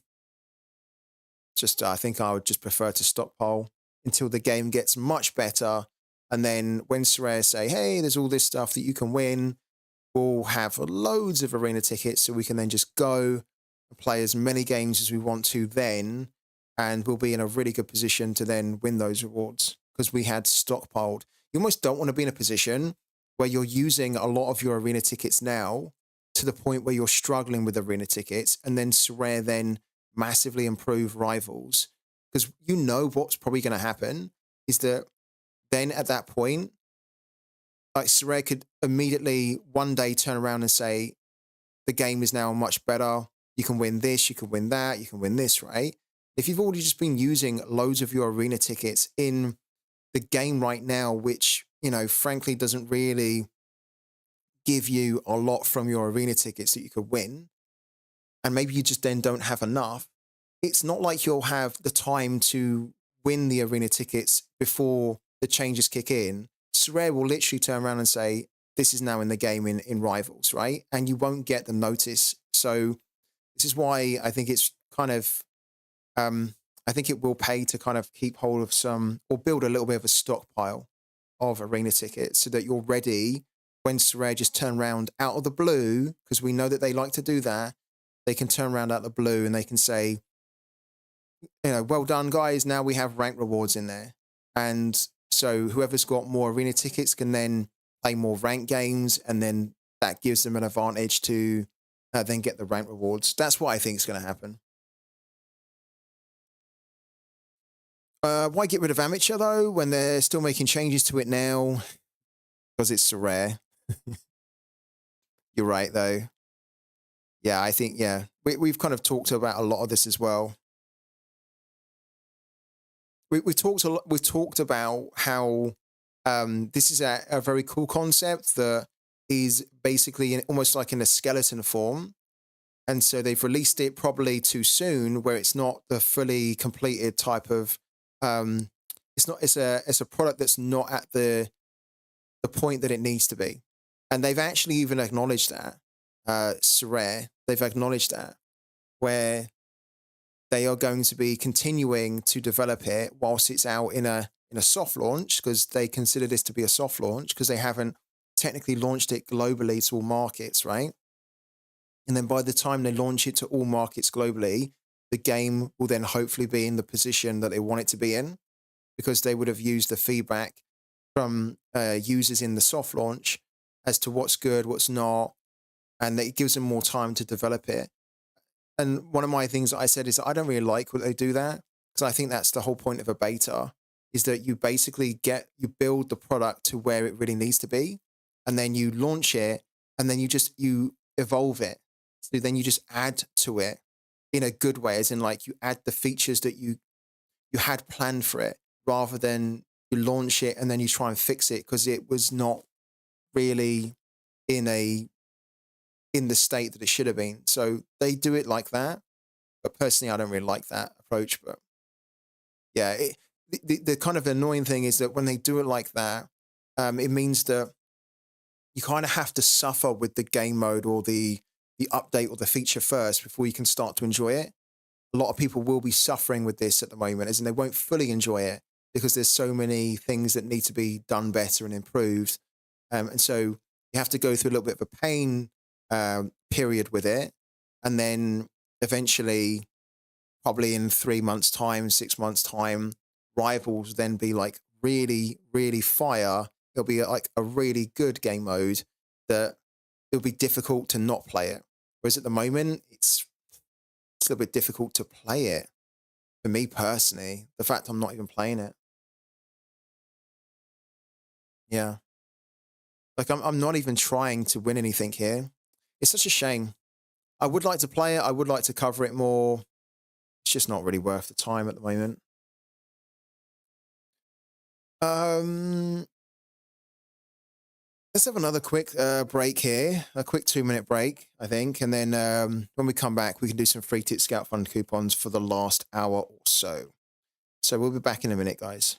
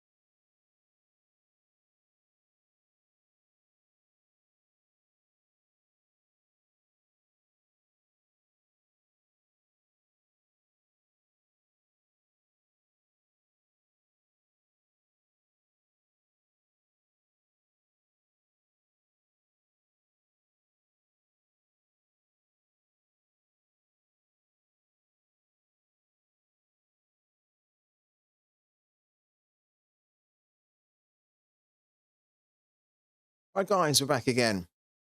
So let's try and do some free Tip Scout Fun coupons for a little bit. Let's at least open them up. Let's come off this screen as well because we're no longer built in. There we go.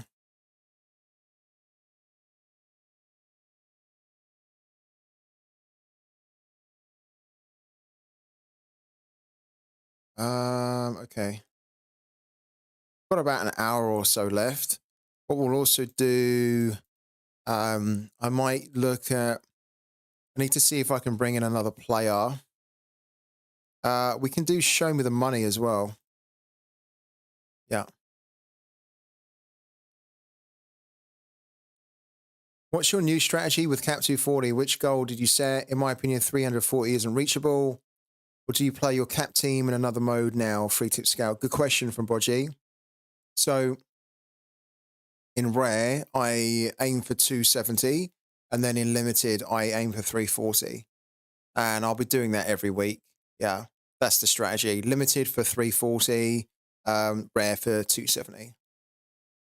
And it won't matter what limited team I put out for it. I could even put, you know, like a limited Luton team in Cap 240 going up against Liverpool or Man United or Man City. I will still aim for the 340. Yeah, because winning the $2 is so insignificant, it's not worth it.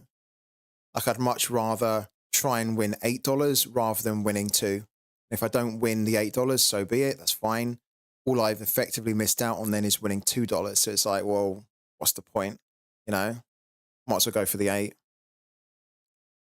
But in rare, it's a little bit different because, yeah, I think in rare, I mean, $15 is a nice little bit of money to receive every week. And it should be the sort of thing that most managers can hit every week. Whereas the 340 in rare, unless you've got the team that can really do it, I think you are probably going to be risking just a nice, safe, easy 15, right?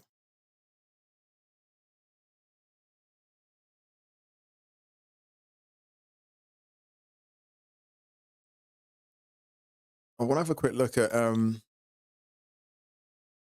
think I want to have a quick look at some. Oh, look at this! My gallery's really going down. Who's playing right now? So Anti-Airsick is playing. Okay, Anti-Airsick is playing, and then in under 23, yeah, we've got Magic who's playing as well.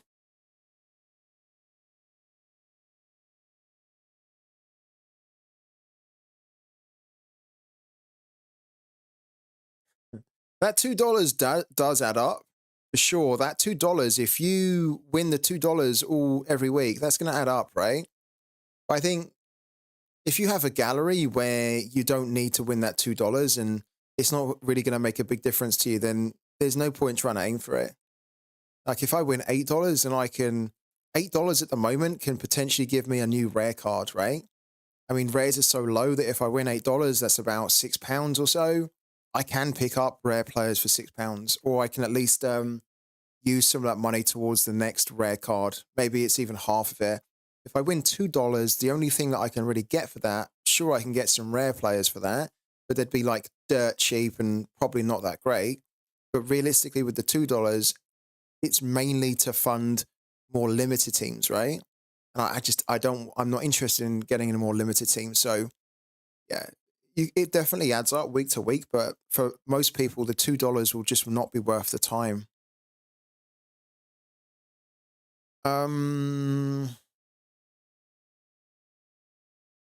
Wow. Morales is just like free falling.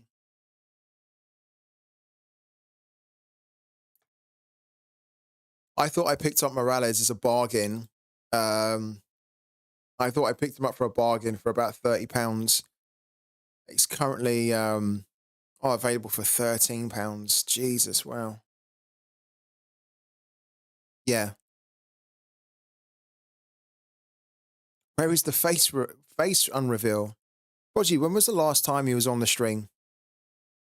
When was the last time he was on a stream, dude? And the Dons redeemed a giveaway time as well, so we can do that. We can do that for sure. Let's give away some cards that we've not done in a while. A few days ago, we haven't had the face reveal for the last 6 months or so. Well, is that an exaggeration? At least the last 3 months or so.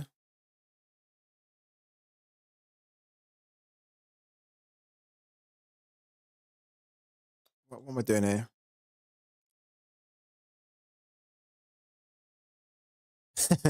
No, 30 to 13 really isn't good. And I bought him, J-Boy Gaming, I bought him at 30 because I thought that he wouldn't actually really go much lower than that.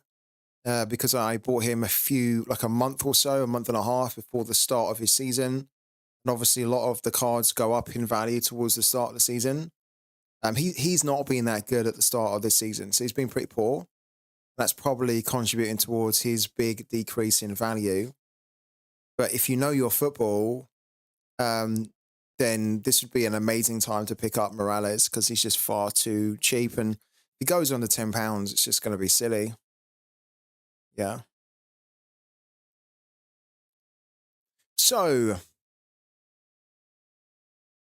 let's give away some cards here. Let's give away Decor, Kubler, Jensen, and Ollie Theater. Let's give away these 4 here. And the Don has activated the giveaway. So we're on random.org again. There we go. Let's dive it into the subs list here. We have 101 subs on the subs list. So let's go back. 1 to 101. A big thank you to everyone that's been a sub on the channel as well. I really appreciate it. And then what we're going to do is we're going to draw 4 numbers here randomly. And whatever 4 numbers we get are going to win the 4 cards here. So from order of left to right, first number we draw will be winning Decor. Last number we draw will be winning Ollie Theater. So guys, good luck in the draw. Thank you so much for all the support that you guys give to me and the channel by jumping on, your time, your energy in the chat, and also the subs as well, which, you know, really help to keep the channel going and allow me to keep doing all this content on a daily basis for you. So big thank you and good luck in the draw. And let's get the draw going for the first one, which is Decor. So drum roll.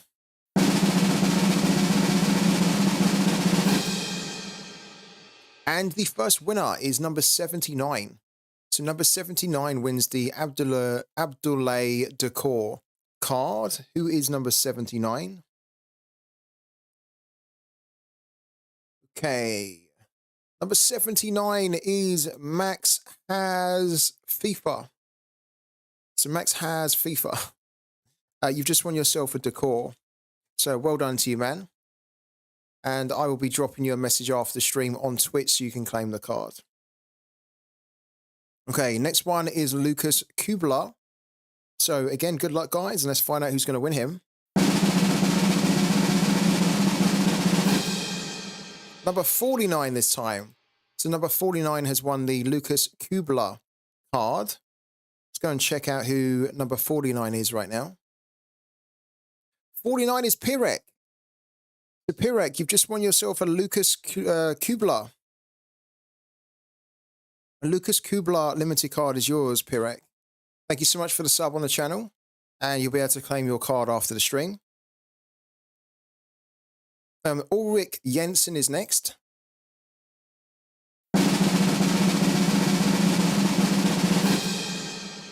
Number 12. So number 12 wins the Ulrich Jensen card. And number 12 is Mr. Osborne 11. Just won yourself an Ulrich Jensen limited card. So well done to you, man. And thank you for the support on the channel. And then last but not least, we have the legend Ollie Theater. I like this guy. I think he's amazing. Let's find out who's going to win him now.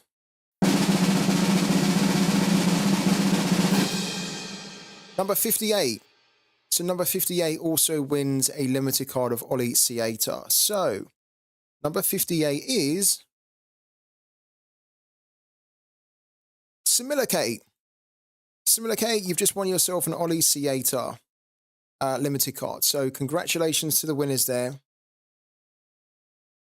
The 4 winners being number 58, Similar K, number 49, Pirek, who wins Lucas Kubler, number 12, Mr. Osborne, who wins Ulrich Jensen, and then number 79, Max has FIFA, who wins the decor. So well done to those 4 winners. Don't worry if you did not win, there'll be plenty more giveaways in the future, but you do need to be a sub on the channel to take part in them. Okay. The Dons also redeemed a Go Shopping. We haven't done this in a while, Go Shopping, so it's quite nice that we get to do it now. So the Don's on a bit of a spending spree himself with those coupons. So let's do it. The Don, I can't remember the value that I set on the because I did set a value on the Go Shopping. Let me have a quick look. I think the value was like £3 or £4 or something. I don't know. We need to check it. I'm going to see if I can check it now.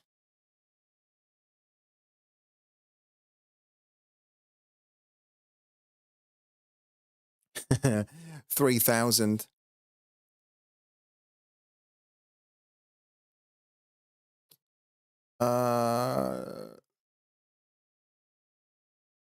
I can't see the free tip scout fund coupons. It's a bit annoying. Hold on a second, guys. If you're wondering what I'm doing, I'm just trying to see. Unfortunately, in my streaming software, it doesn't tell me, which is a little bit annoying.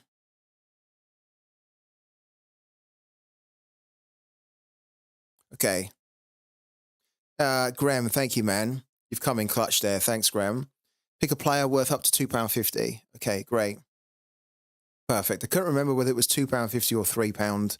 So yeah, thanks, man. So let's dive into the auctions market here. We have up to £2.50 to spend the Don.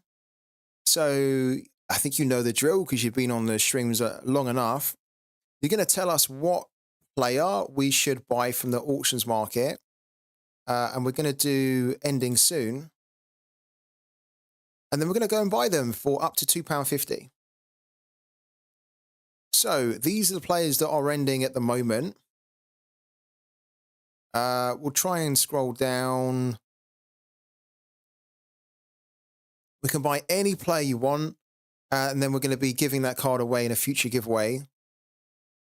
But the max that we can go up to is £2.50.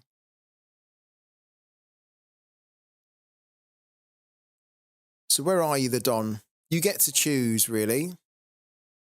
You can choose here.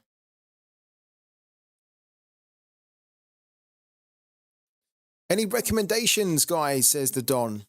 Let him know. Who do you think he should go and buy here? Or not he going to go and buy. I'm going to go and buy it, but who should he pick?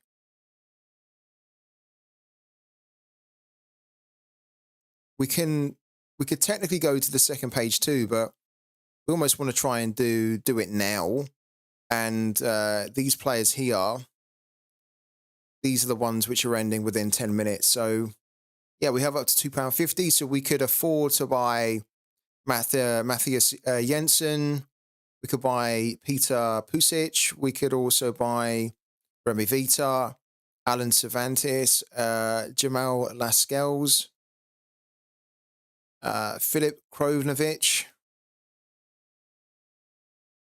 Unai, Matters Barrow, Ryan Porteous is in there. We could afford to buy him too. No, I don't think we need to do the price or anything. I think we can just do it manually. This is not the sort of thing that we're going to take a lot of time to do. Maybe Krovnovic. Okay.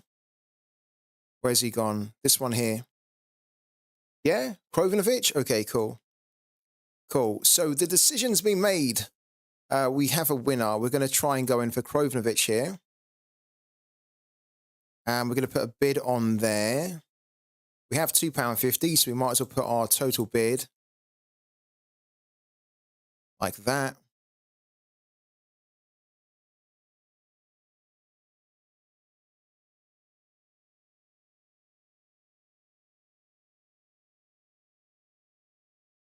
Okay, I need to put my code in. Of course we do. All right.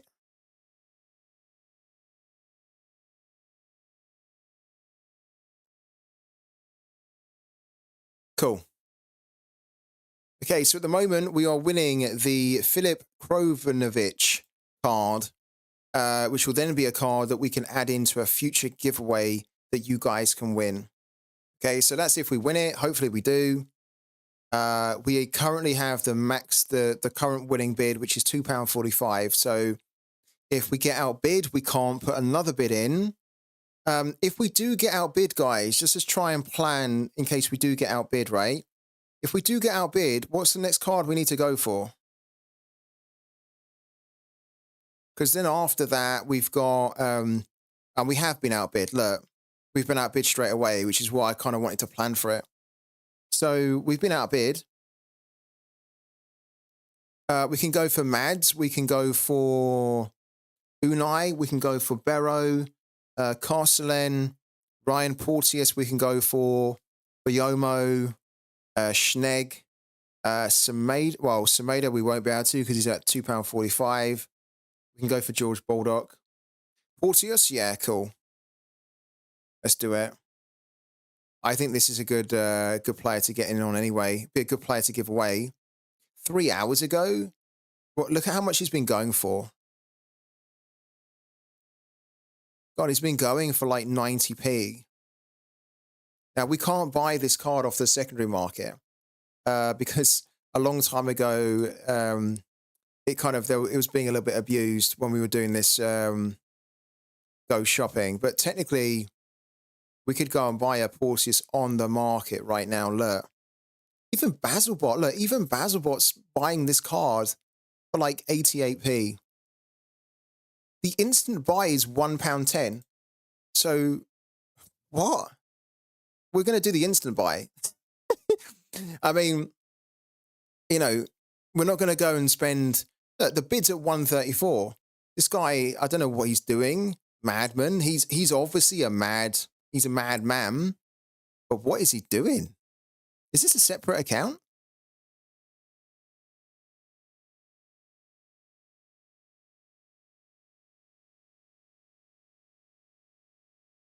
I mean, we're just going to go and buy the Ryan Porteous as the instant buy for £1.10. I don't know what this guy is doing. Bidding on maybe he just really needs it for the collection. But then if you do, just buy it off the instant buy, right? Yeah, big time. He's definitely got carried away there, isn't he?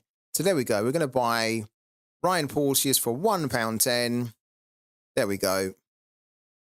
Nice and easy. Oh, he says that. We've got to put the password in again. There we go. Solid pick. Ryan Porteous has joined the club. So competing pro for amazing rewards. We know all about that. So we have a Ryan Porteous that we can throw into a future giveaway. So one of you guys on the channel, one of you subs, is going to have a chance to win the Ryan Porteous. Yeah. And thank you to Don. So yeah, guys, you've got the Don to thank for that one. I bought the card, but it was the Don that triggered us to go shopping so that we can now give that card away to someone in the future, probably on the next giveaway, if I'm honest with you. So thank you so much to Don for redeeming that coupon and for all your support on the channel. If doesn't have show me the money in 6 months, so I can't redeem it. Show me the money is available now. So if anybody has 75,000 free Tip Scout fun coupons, you can redeem a show me the money, and I'll buy you a card live on the stream worth up to £10. Yeah. So if anybody has 75,000, this is the time to do it, to redeem it. You can pick whoever you want. The max budget that we have on it is £10. Yeah. It has a week cooldown, but it's already cooled down. Oh, I'm going to sneeze as well, I think. I'm going to sneeze. You know that feeling? You know that feeling where you feel like you're going to sneeze and then it kind of passes and you think, okay, I'm out of the woods now. And then all of a sudden out of nowhere, it just comes and you start sneezing. I think it's not going to happen, but I might have to go on a mute really quickly. The sneeze cool down. Pretty Scout, who's asking if he can redeem it now but save it for next season. No. No, unfortunately not. No, if you redeem it now, then we must buy it now. Yeah. Yeah, sorry about that.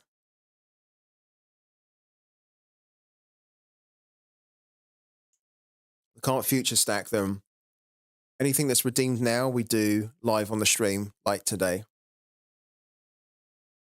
Thank you, Twitch Gaming, for also, yeah, showing me the question again.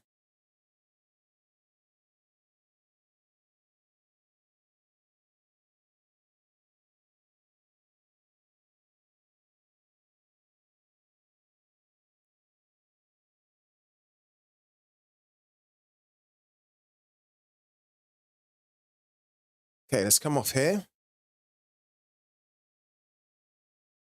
What are we doing? Sorry. We might actually be good. We might not have much more to do, to be honest with you. Can't think of a lot more that we need to do at the moment.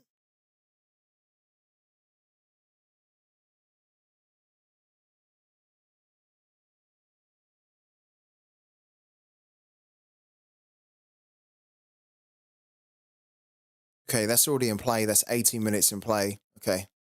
Need to keep an eye on that.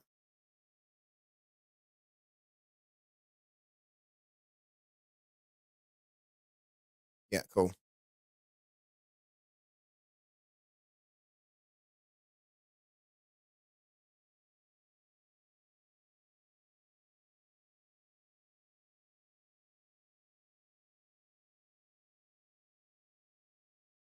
God, look at that. That is mental that Kaminsky got up to about £40 on the back of the update and with the addition of the Premier League in season. That is mental. Who was spending £40 on a Kaminsky, honestly?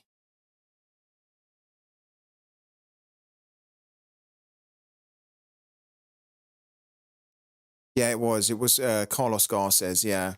But as predicted, you can't get him now for that price anymore.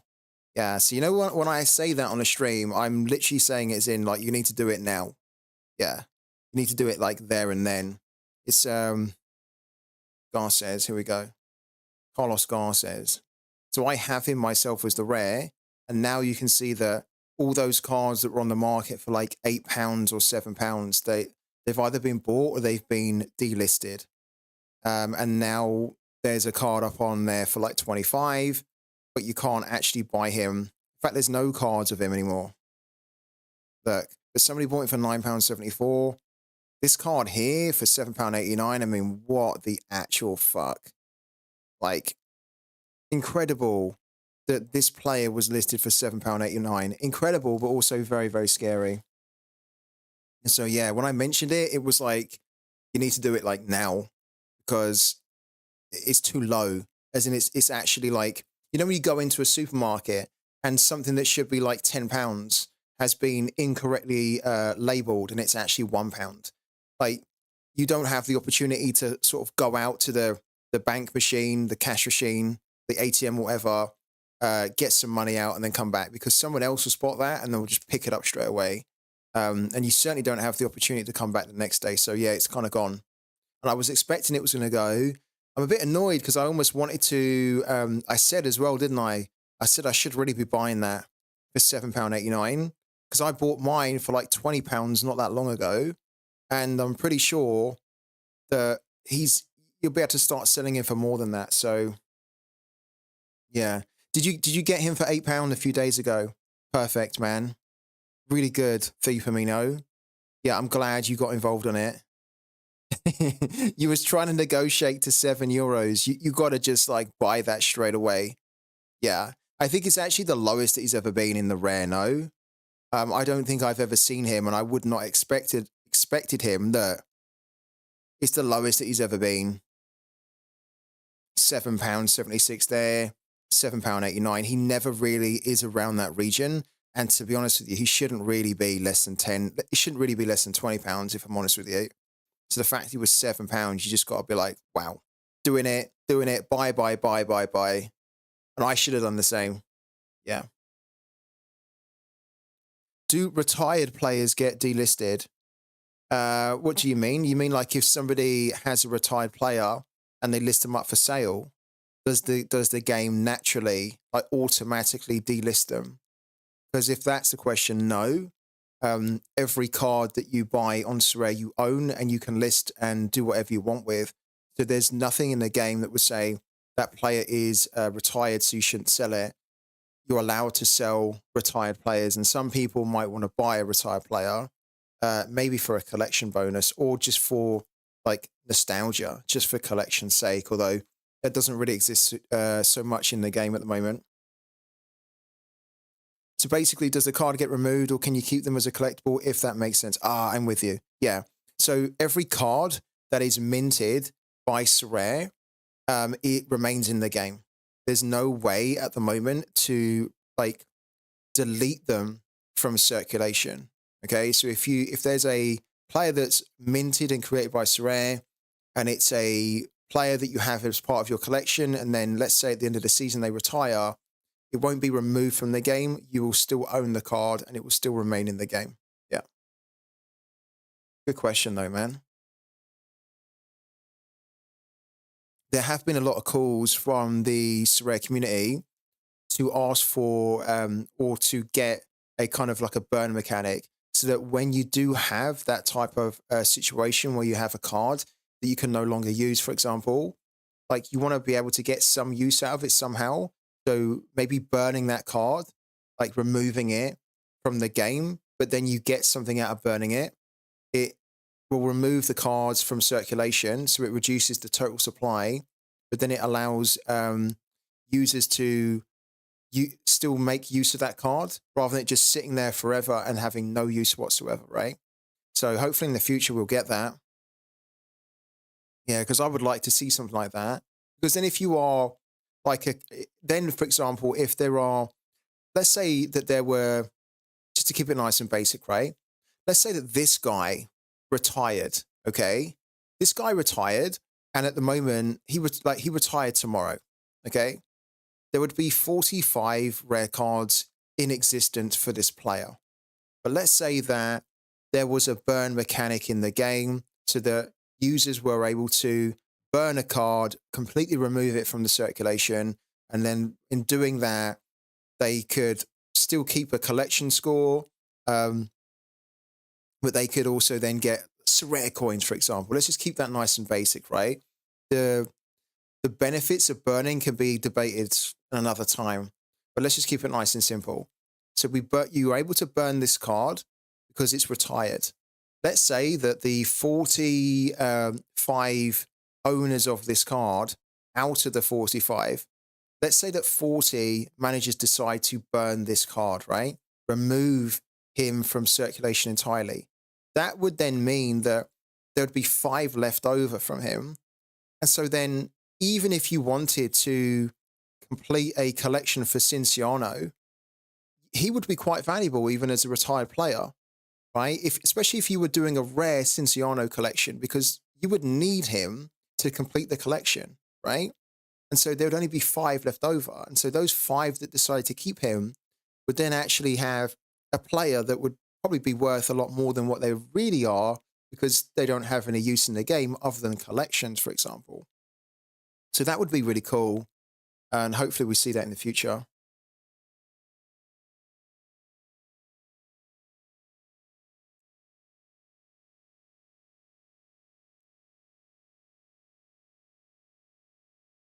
Okay.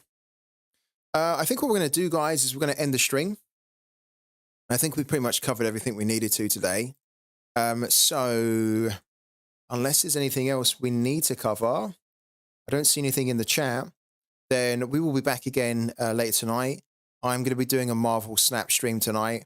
I've actually been able to get a load more cards, so we're going to do some deck building, and we're going to work out, can we build a really cool, funky, successful deck and just chill. It's a Friday evening, just chill with a bit of a game, have a bit of a chat. So look forward to that tonight. Do tune in if you want to see how the deck building goes. We're going to try and build something from scratch. And thank you so much to, again, everyone's support on the streams, the time that you take out of your days to jump on, even if it's just for little periods. I really appreciate it. Thank you so much for all the subs and the follows as well today. This stream will be available in full, of course, straight after the stream ends. So it'll be uploaded to Twitch and YouTube.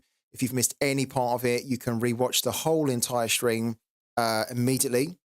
And tomorrow, I will put as I mentioned, a highlighted version of our Pooky stream from yesterday. So that if you do want to get the lowdown on how Pooky works and like how you can do good at it, then not only can you see that now in a full stream, but I'll put something together so you can kind of catch all the best bits in like 20 to 30 minutes, something like that. So guys, thank you so much for the incredible support. Good luck for the weekend on Sorare and Pooky and Ultimate Champions, all the games you're playing. And then hopefully I'll see all of you later tonight. But yeah, I'm sure I'll see quite a few of you tonight for the evening stream. So until then, take care, and I'll catch you later on, guys, at 8.